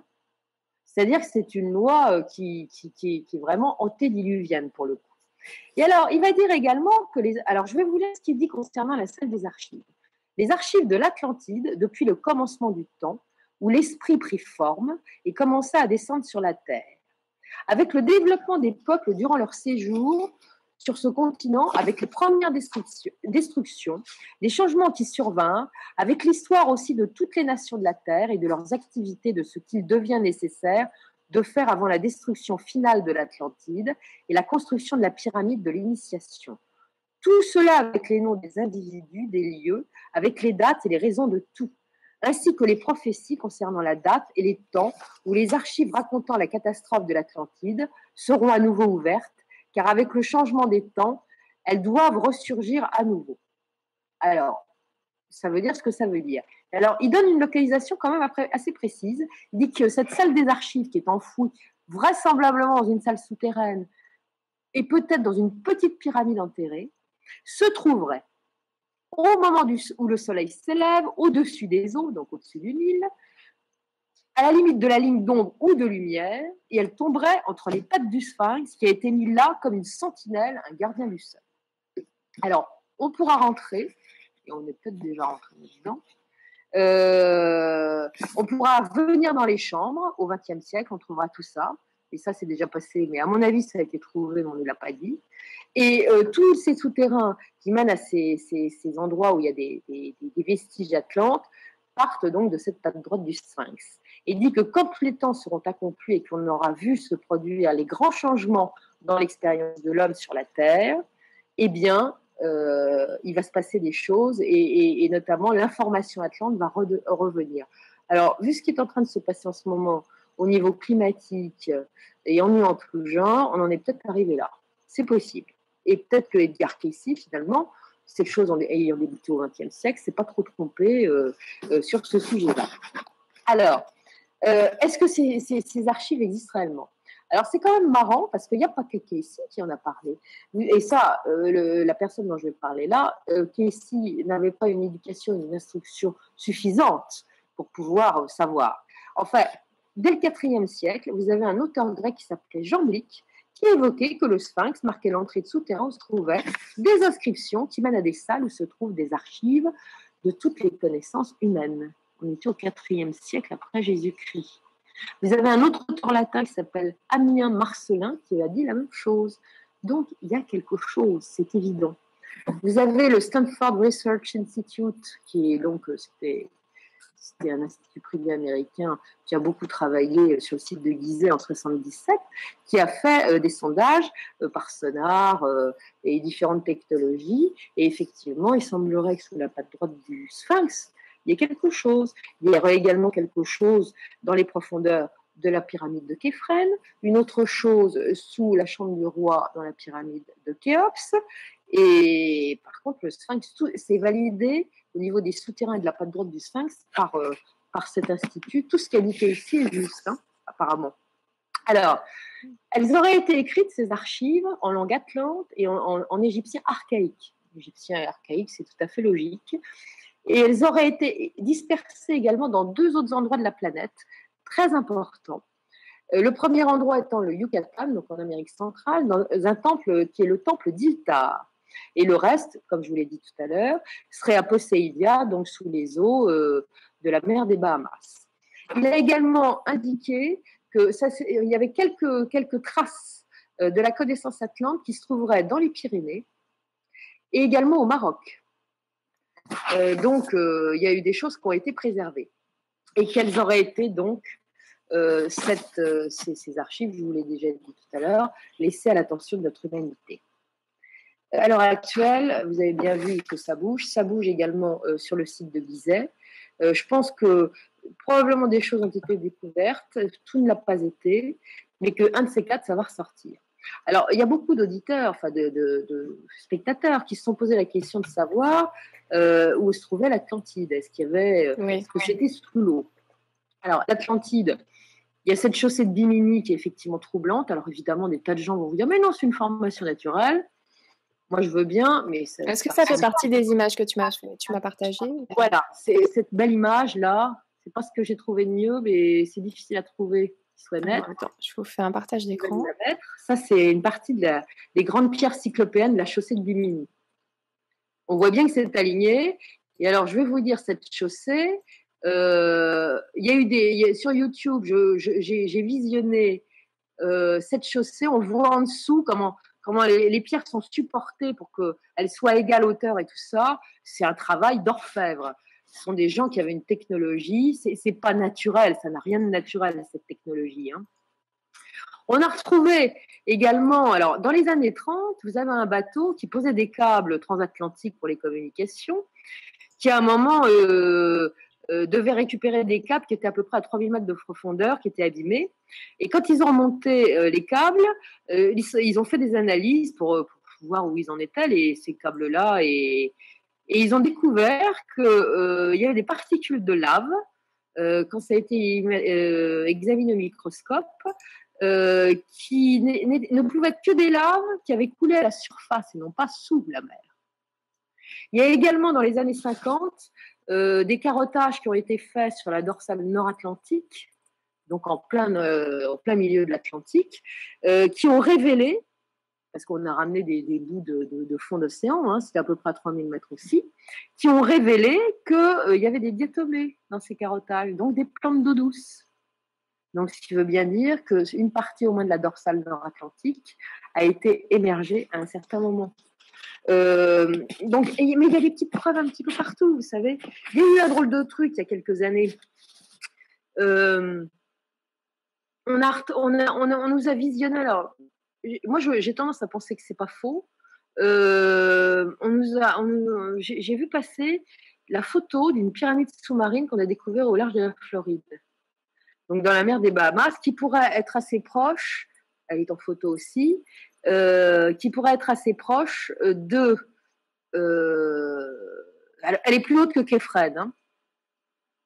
Elle pourrait être assez proche, c'était peut-être sur Poséidia, du lieu de Poséidia. Voilà. Elle est belle, hein. Alors, il paraît qu'elle serait elle serait transparente, elle aurait un peu l'aspect du cristal, enfin d'un minéral assez transparent, translucide. Quand même assez étonnant, c'est très beau en tout cas. On a retrouvé également des choses assez surprenantes qui pourraient relever de très anciennes migrations atlantes, donc de la deuxième Atlantide. On a trouvé au Nouveau-Mexique des pointes de flèches qui datent du Solutréen, c'est-à-dire il y a à peu près 25 000 ans, qui étaient d'une pierre et d'une taille exactement identiques à des pointes de flèches qu'on a retrouvées en France et au Maroc. Donc, c'est quand même très étrange aussi, cette histoire-là. Alors, pour moi, ça, c'est mon idée personnelle. Je pense qu'il y a des vestiges atlantes un petit peu partout, donc sur tout le pourtour de l'Atlantique Nord.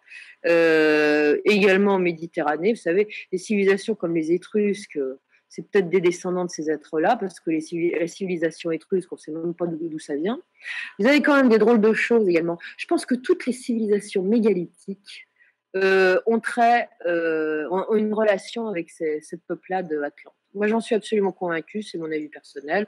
Je vais peut-être me faire maudire de dire un truc pareil, mais j'en suis absolument convaincue. On les retrouve partout. On retrouve en Corse, vous avez des choses absolument magnifiques en Corse, vous avez des mégalithes absolument extraordinaires qui sont sculptés, qui sont d'une beauté pas possible.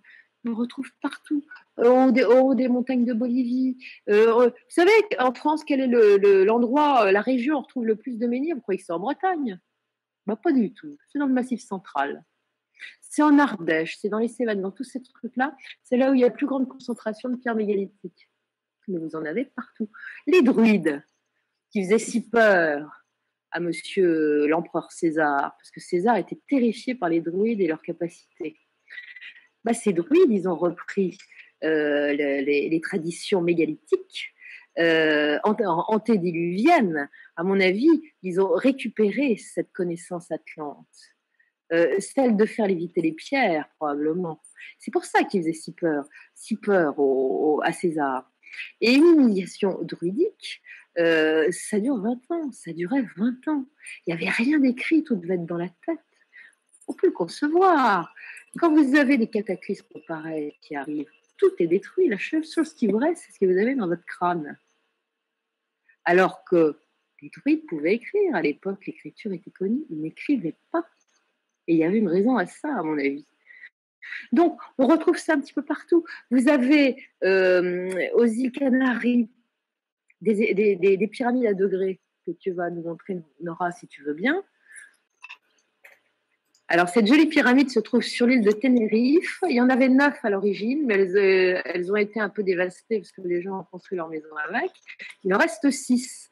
Mais il y en a d'autres sur une île voisine qui se trouve à Palma, et qui valent le coup d'œil. Alors, il faut savoir qu'aux Canaries, il y a quand même une civilisation très étrange qui a été découverte par les Espagnols, je crois que c'est au XVIe siècle, de gens qui parlaient une langue tout à fait étrange, pas connue, qui vivaient vraiment très chichement et souvent à l'abri de cavernes encore. Alors, c'était pas des hommes préhistoriques, mais enfin, ils se réfugiaient plutôt dans les montagnes et les roches. Et surtout, pour des Iliens, c'était des êtres qui ne voulaient absolument pas s'approcher de la mer.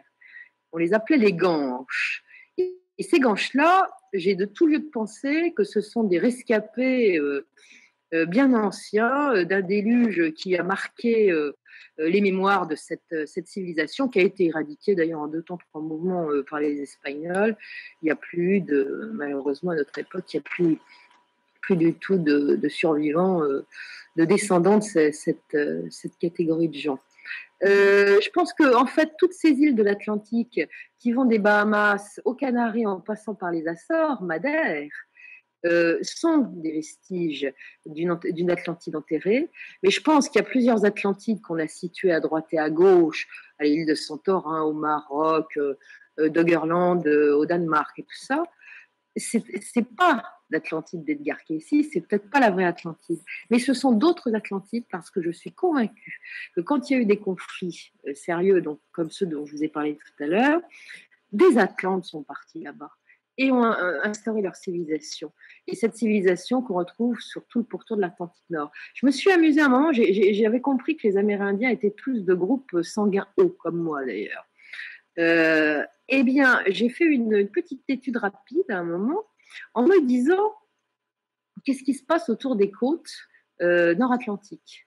Eh bien, vous serez étonnés, alors que les sangs les plus courants en France ou dans ces pays-là est le A et le B, eh bien, sur certaines côtes, y compris françaises, on retrouve beaucoup cette catégorie de sang qui est considérée comme le sang, le groupe sanguin premier et je dirais archaïque. Voilà. Donc, il y a quelque chose, voyez-vous. Et je crois qu'on n'a pas fini d'en découvrir. Je suis heureuse maintenant que sur les réseaux sociaux, on puisse s'exprimer, que des gens échangent, parlent, comme Thierry Jamin la semaine dernière, que j'ai pas encore écouté, mais dont on m'a dit le plus grand bien, donc je prendrai le temps de le faire. Parce qu'il y a des choses absolument incroyables. Et maintenant, il faut en parler. Et même si l'archéologie classique n'est pas d'accord, on s'en fout. Oui, je vous invite à regarder l'émission avec Thierry Jamin sur l'archéologie, donc le secret des Incas. Déjà, on a eu quelques petites révélations très sympathiques, en tout cas pour ceux qui sont pas vraiment à la pointe en ce qui concerne les infos en archéologie. C'est juste passionnant cette émission. Puis, on a fait un petit passage vers les ovnis aussi, hein, finalement, comme quoi tout est lié. Et on s'y attendait pas. Je vais juste prendre un petit commentaire de Muriel qui te dit « Bonsoir à tous, passionnant comme d'hab, et même pas blasé. Merci Madame de Caligny, d'autant plus que vous nous tenez en haleine pour d'autres épisodes à venir. Et paix à Monsieur Casey, dont la vie fut très malmenée. » Merci beaucoup Muriel. Sachez que normalement, Elisabeth de Caligny n'avait pas d'internet aujourd'hui et ça devait se réactiver à 2h du matin. Donc c'est déjà juste incroyable qu'on puisse faire cette émission-là. On n'est pas censé la faire. Donc pour les soucis de son, vraiment, excusez-nous, mais voilà, c'est déjà une chance de pouvoir faire cette émission. Mais je dois dire que entre mon lumbago qui me tient cassé depuis trois jours, ouais. Je peux plus marcher, je suis dans un état épouvantable.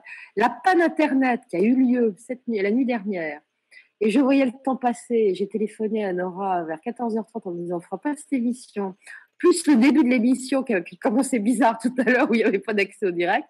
Ben, si on a réussi à la faire, c'est qu'on devait la faire. Exactement. Voilà. Contre vents et marées. C'est ça, on a beaucoup de chance. On a une bonne étoile ce soir. Donc vraiment, excusez-nous pour les petits soucis techniques qu'il y a. Ça devait être pire normalement. Donc voilà, merci beaucoup pour votre présence et merci de tenir. Vous êtes tous là, on est à peu près 2008 encore ce soir, à t'écouter, à être tenu en haleine. Et je te remercie beaucoup parce que c'est vrai que tu as une très grande qualité de conteuse. Merci Laura. À bientôt. Alors, donc on peut continuer pour la suite par contre. C'est vrai que je t'ai coupé un petit peu au milieu. Ben, j'ai fini. C'est vrai, on a fait le tour? Et on a tout dit. Waouh! Alors maintenant, j'attends les questions. Et il y en a plein. Et ben tant mieux. Merci beaucoup. Merci. Donc, qu'on avait fini, moi, du coup, tu faisais ta petite... Ben non. Alors, allons-y pour les questions. Allons-y pour les questions. Et ben super, on va pouvoir avoir le temps d'aborder pas mal de questions parce qu'il y en avait déjà eu beaucoup. Là, maintenant, il y en a d'autres qui arrivent avec le développement que tu as pu faire. Alors, commençons par Gigi.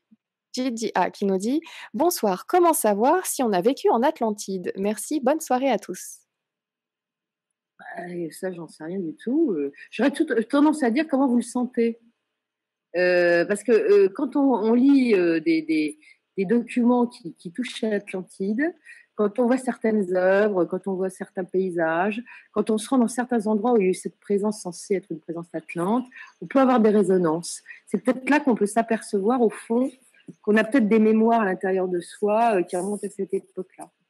Peut-être que certains aussi ont de la chance d'avoir eu des visions intérieures qui leur permettent de se rappeler certaines choses. Ça peut arriver. Merci. Merci Gigi pour ta question. Alors, Marie qui nous dit donc les ruines de Bimini sont-elles les vestiges de la civilisation atlante? D'après Edgar Cayce, ça serait effectivement le cas. Maintenant, il faudra en savoir plus. Il y a toujours des gens qui cherchent à l'heure actuelle, qui essayent de trouver. Mais comme dit Casey, il faudra qu'il y ait des grands chambardements géologiques pour que ça ressorte. Heureusement, on n'est pas encore là pour l'instant. Malheureusement aussi, parce qu'on n'a pas la solution pour l'instant. Mais d'après Casey, effectivement, c'est l'endroit. D'accord. Merci beaucoup, merci Marie. Victor qui nous dit bonsoir à vous deux. Edgar Cayce était-il un Atlante? Victor. Pourquoi pas? J'ai pas d'informations là-dessus, mais pourquoi pas? Il en a beaucoup parlé. Remis dans l'incarnation au XXe siècle, soit pour purger leur karma, soit pour apprendre aux autres. Bon, pourquoi pas? Mais j'ai pas d'idée là-dessus, notamment. Non, j'ai pas d'idée là-dessus. Ça n'a pas été confirmé de son côté. Donc, ensuite, Anton qui nous dit bonsoir. Les Atlantes utilisaient-ils un langage pour communiquer entre eux ou utilisaient-ils la télépathie? Peut-être existe-t-il des vestiges archéologiques de cette langue. Merci, Anton. D'après ce que dit Casey, apparemment, ils avaient une communication normale. Mais au tout début, quand ils étaient, à mon avis, encore très, très évanescents pour certains d'entre eux, il se peut qu'ils aient eu les capacités de télépathie, mais ça c'est mon point de vue, qu'ont les gens qui viennent d'autres dimensions très évoluées. Hein, ça c'est fort possible. Enfin, il n'y a eu rien de dit vraiment là-dessus, mais je pense qu'ils avaient des conversations tout ce qui est plus normal. Hein. Sur voilà.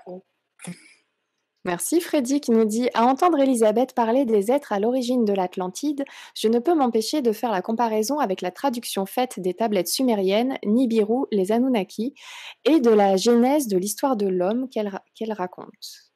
Est-ce que ça te parle tout ça toi aussi? Oh, ça me parle pas plus que ça, mais je pense que tout est lié. C'est-à-dire que chacun raconte sa version, avec des légendes plus ou moins variées, mais au fond tout le monde raconte la même chose. Alors bon, oui, probable. Ça m'étonne pas qu'il y ait des résonances parce que l'histoire est racontée selon la tradition à peu près de la même façon. Donc c'est possible qu'on puisse faire une comparaison entre les deux. Très bien, merci beaucoup. Merci, merci Freddy. Marie qui nous dit bonsoir Nora, Elisabeth et à tous. La civilisation de l'Atlantide aurait-elle essayé de nous laisser un message au travers des constructions mégalithiques prédiluviennes? Je crois que j'ai répondu. Bien sûr que oui. Et on a intérêt à les regarder de très près et puis à faire en sorte à croiser les doigts pour qu'on nous trouve et qu'on nous divulgue un petit peu ce qui a été trouvé, parce que je suis persuadée qu'il y a des choses qui ont été trouvées. Merci Marie. Et bon, Hélène qui nous dit, donc ça a été aussi. Si on a une double vue et des capacités pour, sans aucun doute. Mais bon, c'est pas donné à tout le monde non plus. Hein. Donc difficile de savoir si nous le sommes, nous-mêmes, des réincarnations. Je vais vous dire, hein, ce que je pense. Je peux me tromper, mais je trouve qu'il y a un grand élan de spiritualité à l'heure actuelle et que les gens, même s'ils n'ont pas lu les mêmes choses, racontent ont des lignes directrices. Et ça, quelle que soit leur lecture, leur fréquentation, tout ce que vous voulez, ils fonctionnent de la même façon. C'est peut-être ça l'histoire. Hein.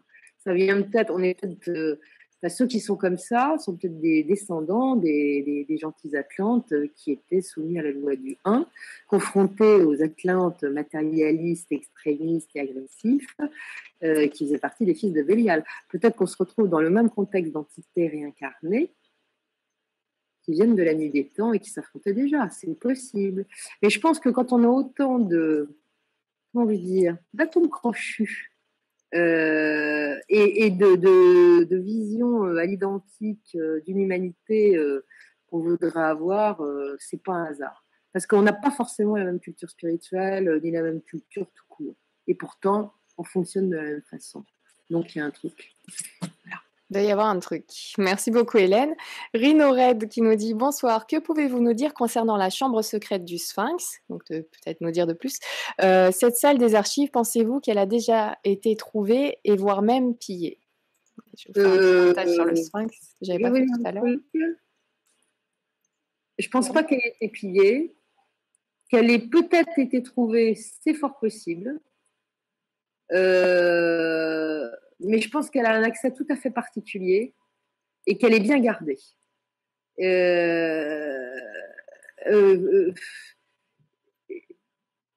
c'est quelque chose de très... On aurait dû la trouver depuis longtemps. Avec tous les moyens qu'on a à l'heure actuelle, soit on l'a déjà trouvé, ou on a déjà trouvé ce qui pouvait être l'entrée, mais je ne suis pas du tout persuadée qu'on soit déjà rentré dedans, parce qu'il y a un truc. Et peut-être que le truc, c'est ce que je raconterai la prochaine fois. Merci. Voilà. Merci Rinorette pour cette question. Alors, Pascal. Attendez, je termine. Oui. S'il y a quelque chose qui a été trouvé, à mon avis, c'est ultra secret aussi. Parce que ce qu'il y a à l'intérieur, à mon avis, il y a de tels secrets que c'est peut-être pas à la portée de tout le monde aussi. Hein, voilà. Ça peut être une hypothèse aussi. Et ça n'engage pas, comme d'habitude. Hein. Alors, Pascal qui nous dit « Bonsoir Nora et Elisabeth et merci pour ce beau partage. Que pensez-vous de la possible réincarnation d'Edgar Cayce en la personne de David Wilcock qui révèle à son tour des secrets bien gardés concernant la réalité extraterrestre et des infos d'exopolitique ?» Pascal. Je n'ai aucune idée sur le sujet, je ne me risquerai pas là-dessus, je ne sais pas. J'en ai pas la moindre idée. Parce que je sais rien. Voilà. Donc, quand on ne sait pas, on dit qu'on ne sait pas et puis c'est tout. Pascal, on recherche ça, on verra. On trouvera forcément la réponse. Alors, Cécile qui nous dit du même avis que Nora. Alors, je ne sais plus sur quoi c'était. J'ai l'impression en entendant leur description qu'il s'agit de nous, de notre humanité actuelle. C'est vrai que c'était leur guerre, leur mésentente, leur façon de penser. C'est ce que je disais tout à l'heure. Hein, ce qu'on vit à notre époque, ça ressemble fort à ce que je vous ai décrit tout à l'heure, de ce qui a été décrit par Edgar Cayce au fil de ses lectures. Hein. Ça ressemble fort à la même chose. Hein. Alors j'espère que les conséquences ne seront pas les mêmes, parce que, enfin, d'après les prophéties d'Edgar Cayce sur lesquelles je ne me lancerai pas ce soir, ça va pas être terrible quand même, hein, ce qui nous attend si ça continue comme ça. C'est vrai, merci. Merci Cécile pour ta question. Alors, Xamanea qui nous dit « Bonsoir Nora et Elisabeth, trop heureuse de pouvoir enfin participer. J'ai enfin compris que ça ne sert à rien d'essayer de poser des questions avec une tablette. Avis aux internautes nuls comme moi, utilisez votre ordi, ça ira mieux. Bonne vibra à tous. » Xamanea, donc oui, merci.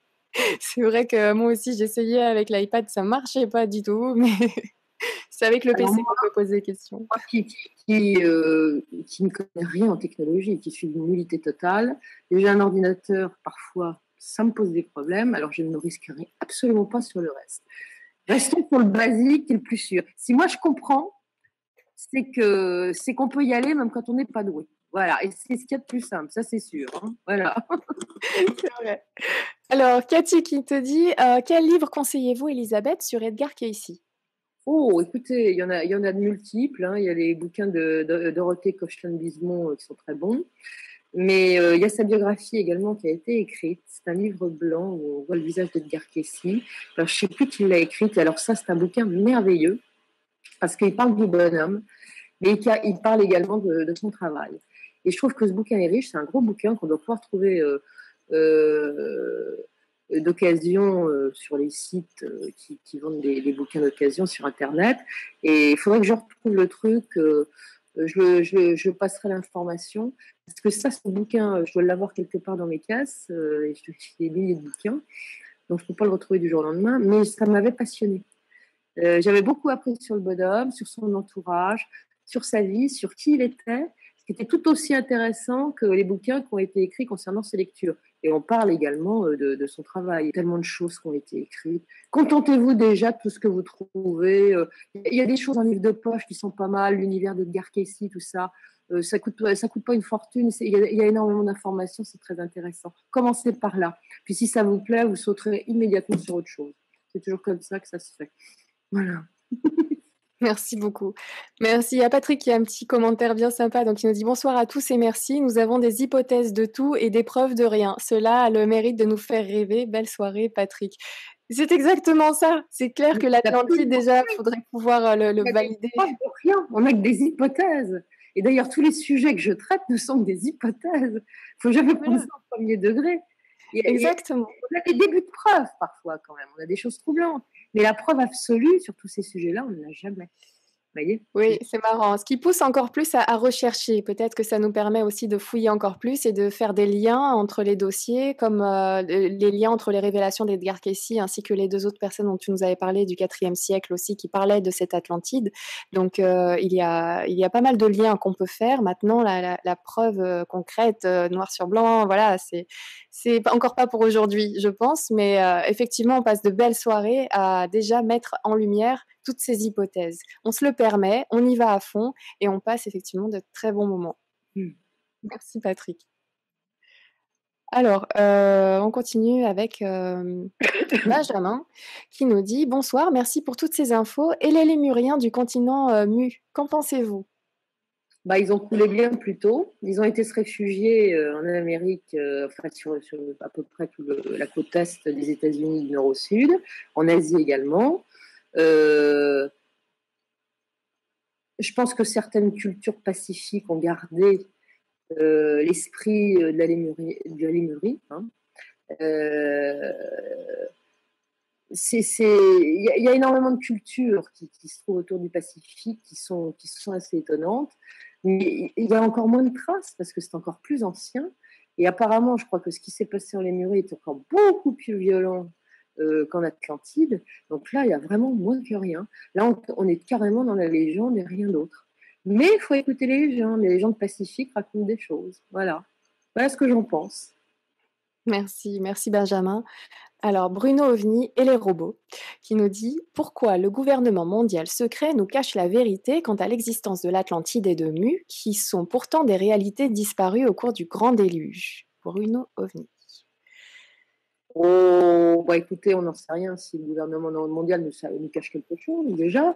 Et si tant est qu'il nous cache quelque chose, bah, s'il a été découvert des choses extrêmement particulières concernant cette époque-là et qu'on valide ces théories-là, bah, ça peut remettre en cause beaucoup de choses, comme le phénomène OVNI. Donc, je ne connais pas un seul gouvernement, surtout quand il y a des oppositions par rapport à l'archéologie classique et aux disciplines du même goût. Je ne connais pas un gouvernement qui aura envie de se mouiller sur un truc comme ça. Donc, vérité cachée ou pas, de toute façon, même s'il y avait quelque chose de dit ou à dire, ça ne serait pas dit, pour des raisons de bienséance, voilà, et de politiquement correct, ça c'est sûr. D'accord, alors on poursuit avec Anton qui nous dit: «Bonsoir à tous, notre ami Edgar évoque-t-il les maîtres cristaux censés se réveiller à la fin des temps, faisant notamment ressurgir les mémoires ancestrales de l'humanité? Merci.» Je n'en ai pas la moindre idée. Ça, je ne sais pas. Vous savez, ce que j'ai lu, moi, c'est le basique d'Edgar Cayce. J'ai lu 5 ou 6 bouquins sur le sujet. Je ne sais pas si Dorothée Cochelin-Bignon fait encore des conférences de temps en temps. Elle en faisait il n'y a pas longtemps, elle était intéressante. Et quand on lui posait des questions, alors elle connaît Edgar Cayce, elle nous le récite même en dormant. Donc, elle sait peut-être que. Moi, ça ne me dit rien par rapport à ce que j'ai lu, en tout cas, hein. Mmh. Voilà. Bah, Antoine qui poursuivait aussi avec, ce complément, mais en début d'émission, donc il disait: «Bonsoir, quelle est la version d'Edgar concernant la chute finale de la civilisation atlante? Certaines versions parlent de surcharge énergétique, tandis que d'autres évoquent une punition cosmique pour transgression.» Merci. Un peu les Non. 2. Ils ont joué avec l'énergie du cristal, ils ont mis le paquet au niveau de l'énergie développée par la chose et ça a tout fait péter. C'est toujours la même chose. Ils se sont fait péter la figure les 3 fois de la même façon avec le même truc. C'est tout. D'accord. C'est l'énergie Merci. du cristal mal utilisée qui les a mis dans cette situation-là. Il n'y a rien de Tout cosmique. tout bêtement, quoi. Voilà.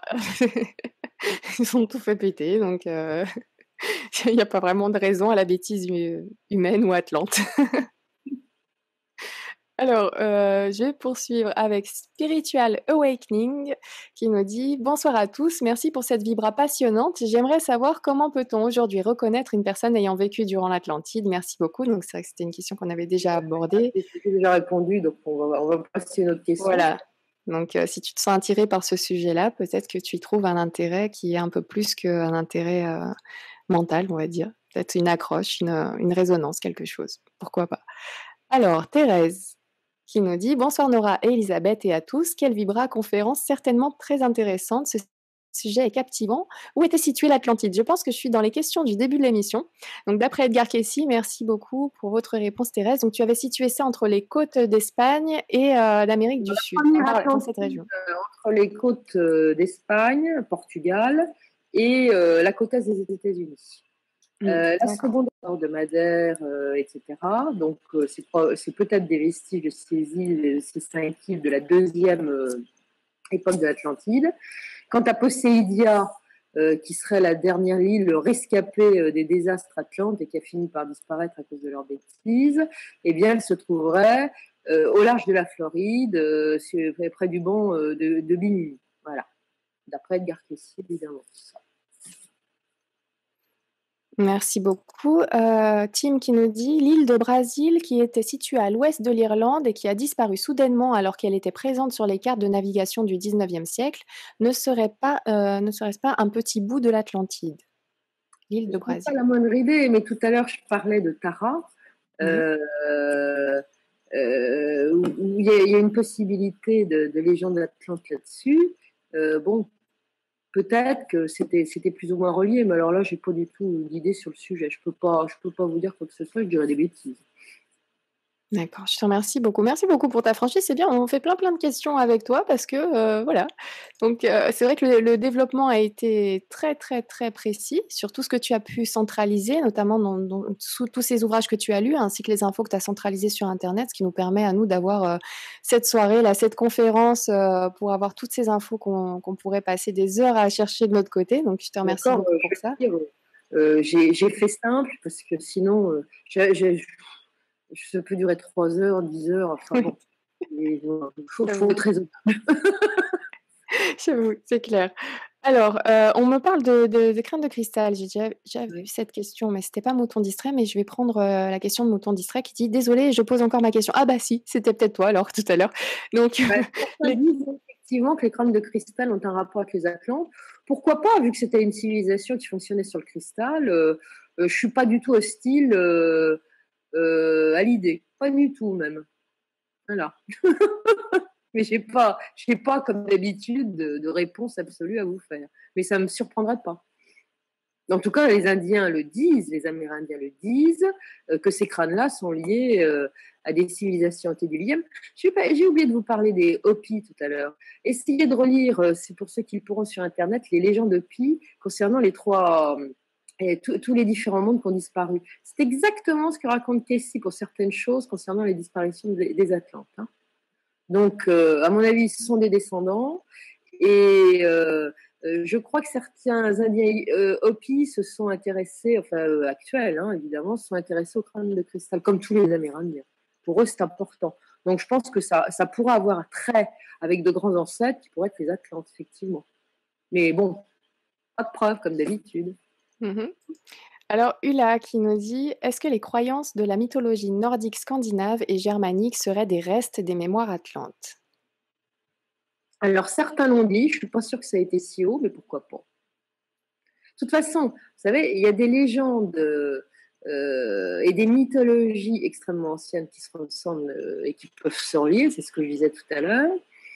Il faut savoir également qu'il y a énormément d'îles et de terres qui ont disparu à une certaine époque dans ces régions scandinaves.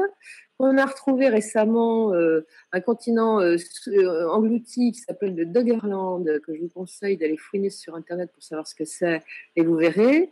Donc, des trucs engloutis, des civilisations qui seraient déplacées pour se sauver d'un désastre, pour retrouver d'autres terres, sachant que finalement, les êtres qui vivent tout en haut là, de l'Europe, peuvent très bien avoir atterri là. C'est peut-être la race aryenne blanche de l'Atlantique qui a atterri là. Hein. On n'en sait rien du tout. On ne sait pas. Mais c'est possible, pourquoi pas. Parce qu'il y a des légendes qui sont effectivement troublantes hein, là-dessus. Toutes les légendes sont troublantes d'ailleurs. Les légendes nordiques, c'est très particulier. J'aime bien. Alors, Margot qui nous dit par rapport au sphinx, si on pense que le sphinx est resté un certain temps sous les océans, vu l'état actuel de la roche du monument, traces d'érosion, et qu'on date le déluge à moins 12 000 ans avant Jésus-Christ, on peut en conclure que le monument est bien plus ancien. Oui, c'est possible. C'est très possible. Alors, Elisabeth qui nous dit bonsoir et merci pour ces révélations. Vous avez parlé du Maroc. Je vis à Tanger, site mythique. Pouvez-vous en dire plus? Donc, dans ce coin du Maroc, tu en parlais parce que tu disais qu'il y avait peut-être certaines informations cachées là-bas.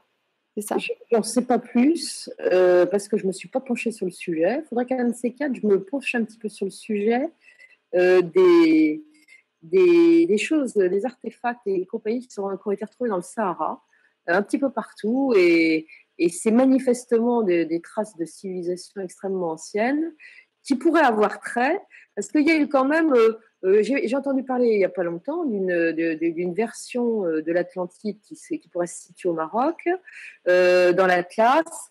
Il y a énormément de choses. Certains disent que les Berbères seraient des gens qui ne seraient pas, non pas des croisements avec les Romains lors des invasions, mais ce seraient beaucoup plus anciens et qui seraient en fait des rescapés de l'Atlantide, comme les Ganges qui étaient des blancs aux yeux bleus, ils ont le même physique, et ça serait des descendants des rescapés de l'Atlantide. Donc pourquoi pas? Mais je ne me suis jamais penchée sur le sujet, il faudrait qu'un de ces quatre je m'y mette, parce que j'ai effectivement vu des choses, des pierres sculptées extrêmement étranges, qui sont assez proches de ce qu'on peut retrouver aux États-Unis dans certaines régions. S'il y a un point commun d'origine à la base, ça mériterait que je regarde un petit peu ça de plus près, quand j'aurai le temps. Voilà. Mhm. Eh ben, merci Elisabeth de donner des pistes à Elisabeth. Voilà. Merci beaucoup. Alors, je vais prendre encore une ou deux questions. Yannick, par exemple, qui nous dit: «Bonsoir, je prends la conférence en cours. Ça m'a l'air très intéressant tout ça. Heu, Edgar, Edgar Cayce connaît non, Elisabeth de Caligny, donc de C, voilà, donc Elisabeth de Caligny connaît-elle les livres de Anton Parks et quelle concordance fait-elle de son travail avec ses propres recherches? Merci, content d'être avec vous et bonne vibra à tous, Yannick». Alors, je vais vous faire un aveu, je les ai tous achetés, mais je les ai pour lui.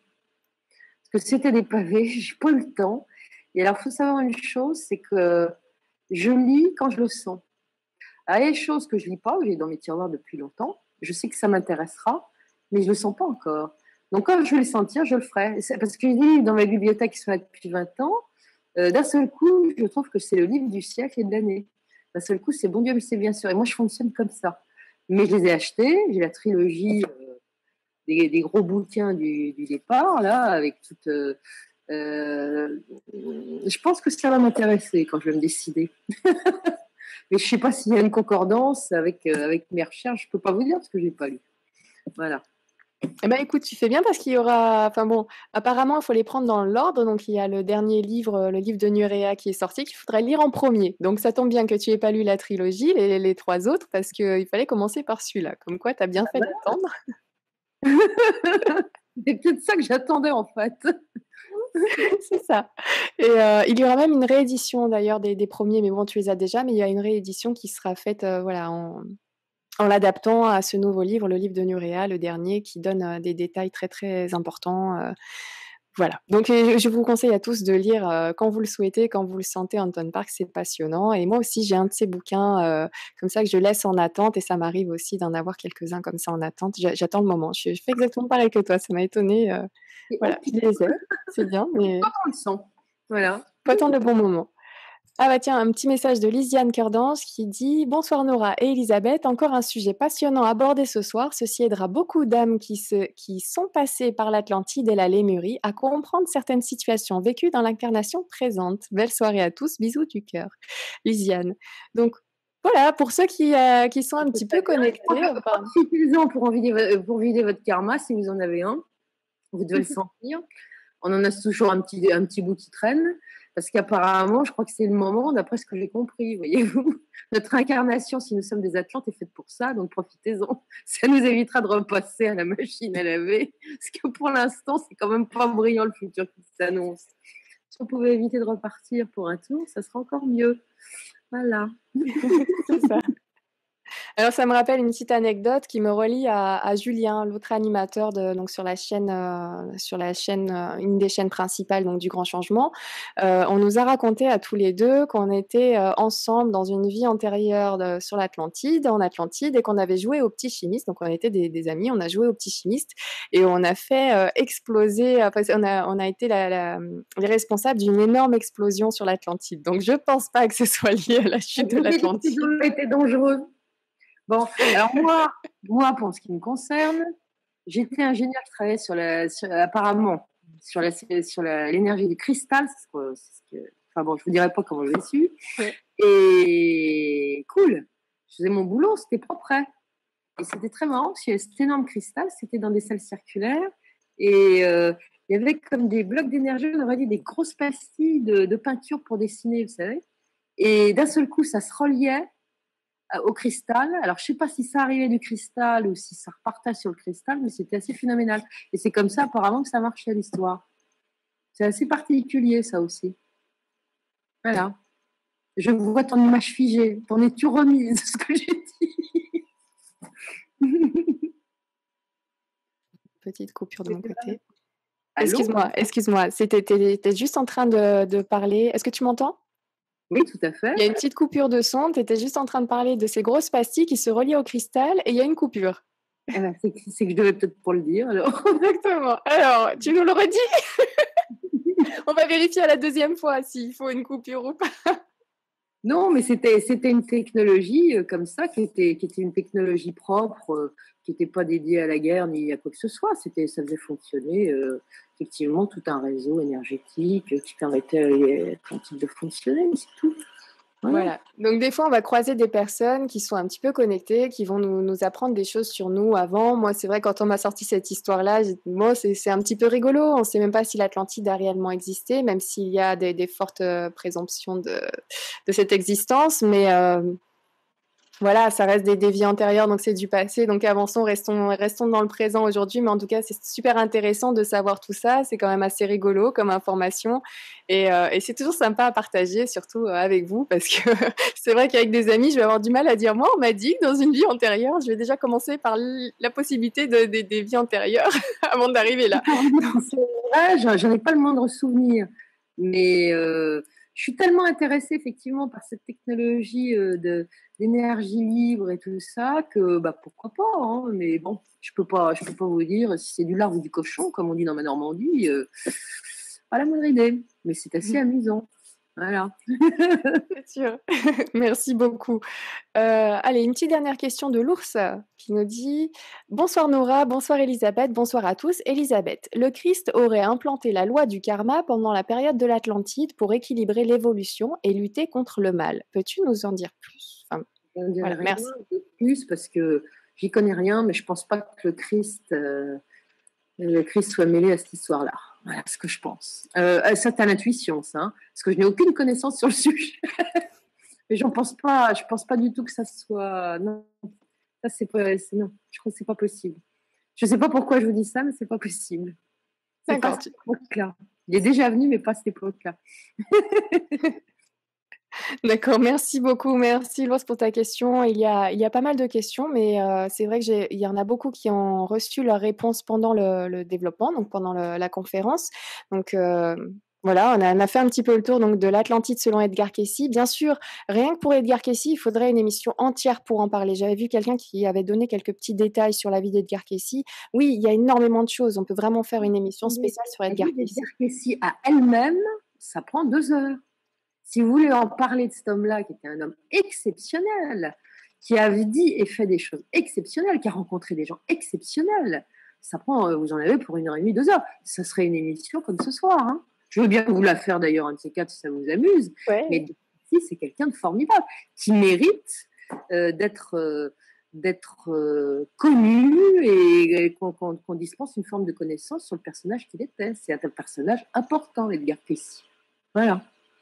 Bah, merci beaucoup. Merci à tous pour votre présence ce soir. J'espère que vous avez bien aimé cette conférence. Donc, n'hésitez pas à laisser quelques petits messages comme d'habitude. Voilà, je vous embrasse très très fort. Passez une bonne soirée. Je vous retrouve demain. Et comme d'habitude, je laisse le mot de la fin à mon intervenant du soir. Et ce soir, c'est Elisabeth de Caligny. Je t'en prie. Eh bien, écoutez, je vous remercie à tous. J'ai passé un bon moment parce que figurez-vous que si vous passez des bons moments, comme vous le dites, moi aussi, j'adore raconter des histoires et des histoires intéressantes où j'ai farfouillé. Parce que moi, je suis, comment dirais-je, une fouineuse. Et quand je peux en plus partager ce que j'ai trouvé ou ce qui m'a plu, bah écoutez, je suis en joie. Alors merci à tous parce que c'est grâce à vous que je peux le faire. Sinon, je parlerais toute seule, ce qui ne serait pas drôle du tout. Merci. Ce serait le début de la sénilité, même. Merci pour le chat, ça m'intéressait. À très bientôt, Elisabeth. Merci beaucoup. À bientôt, au revoir.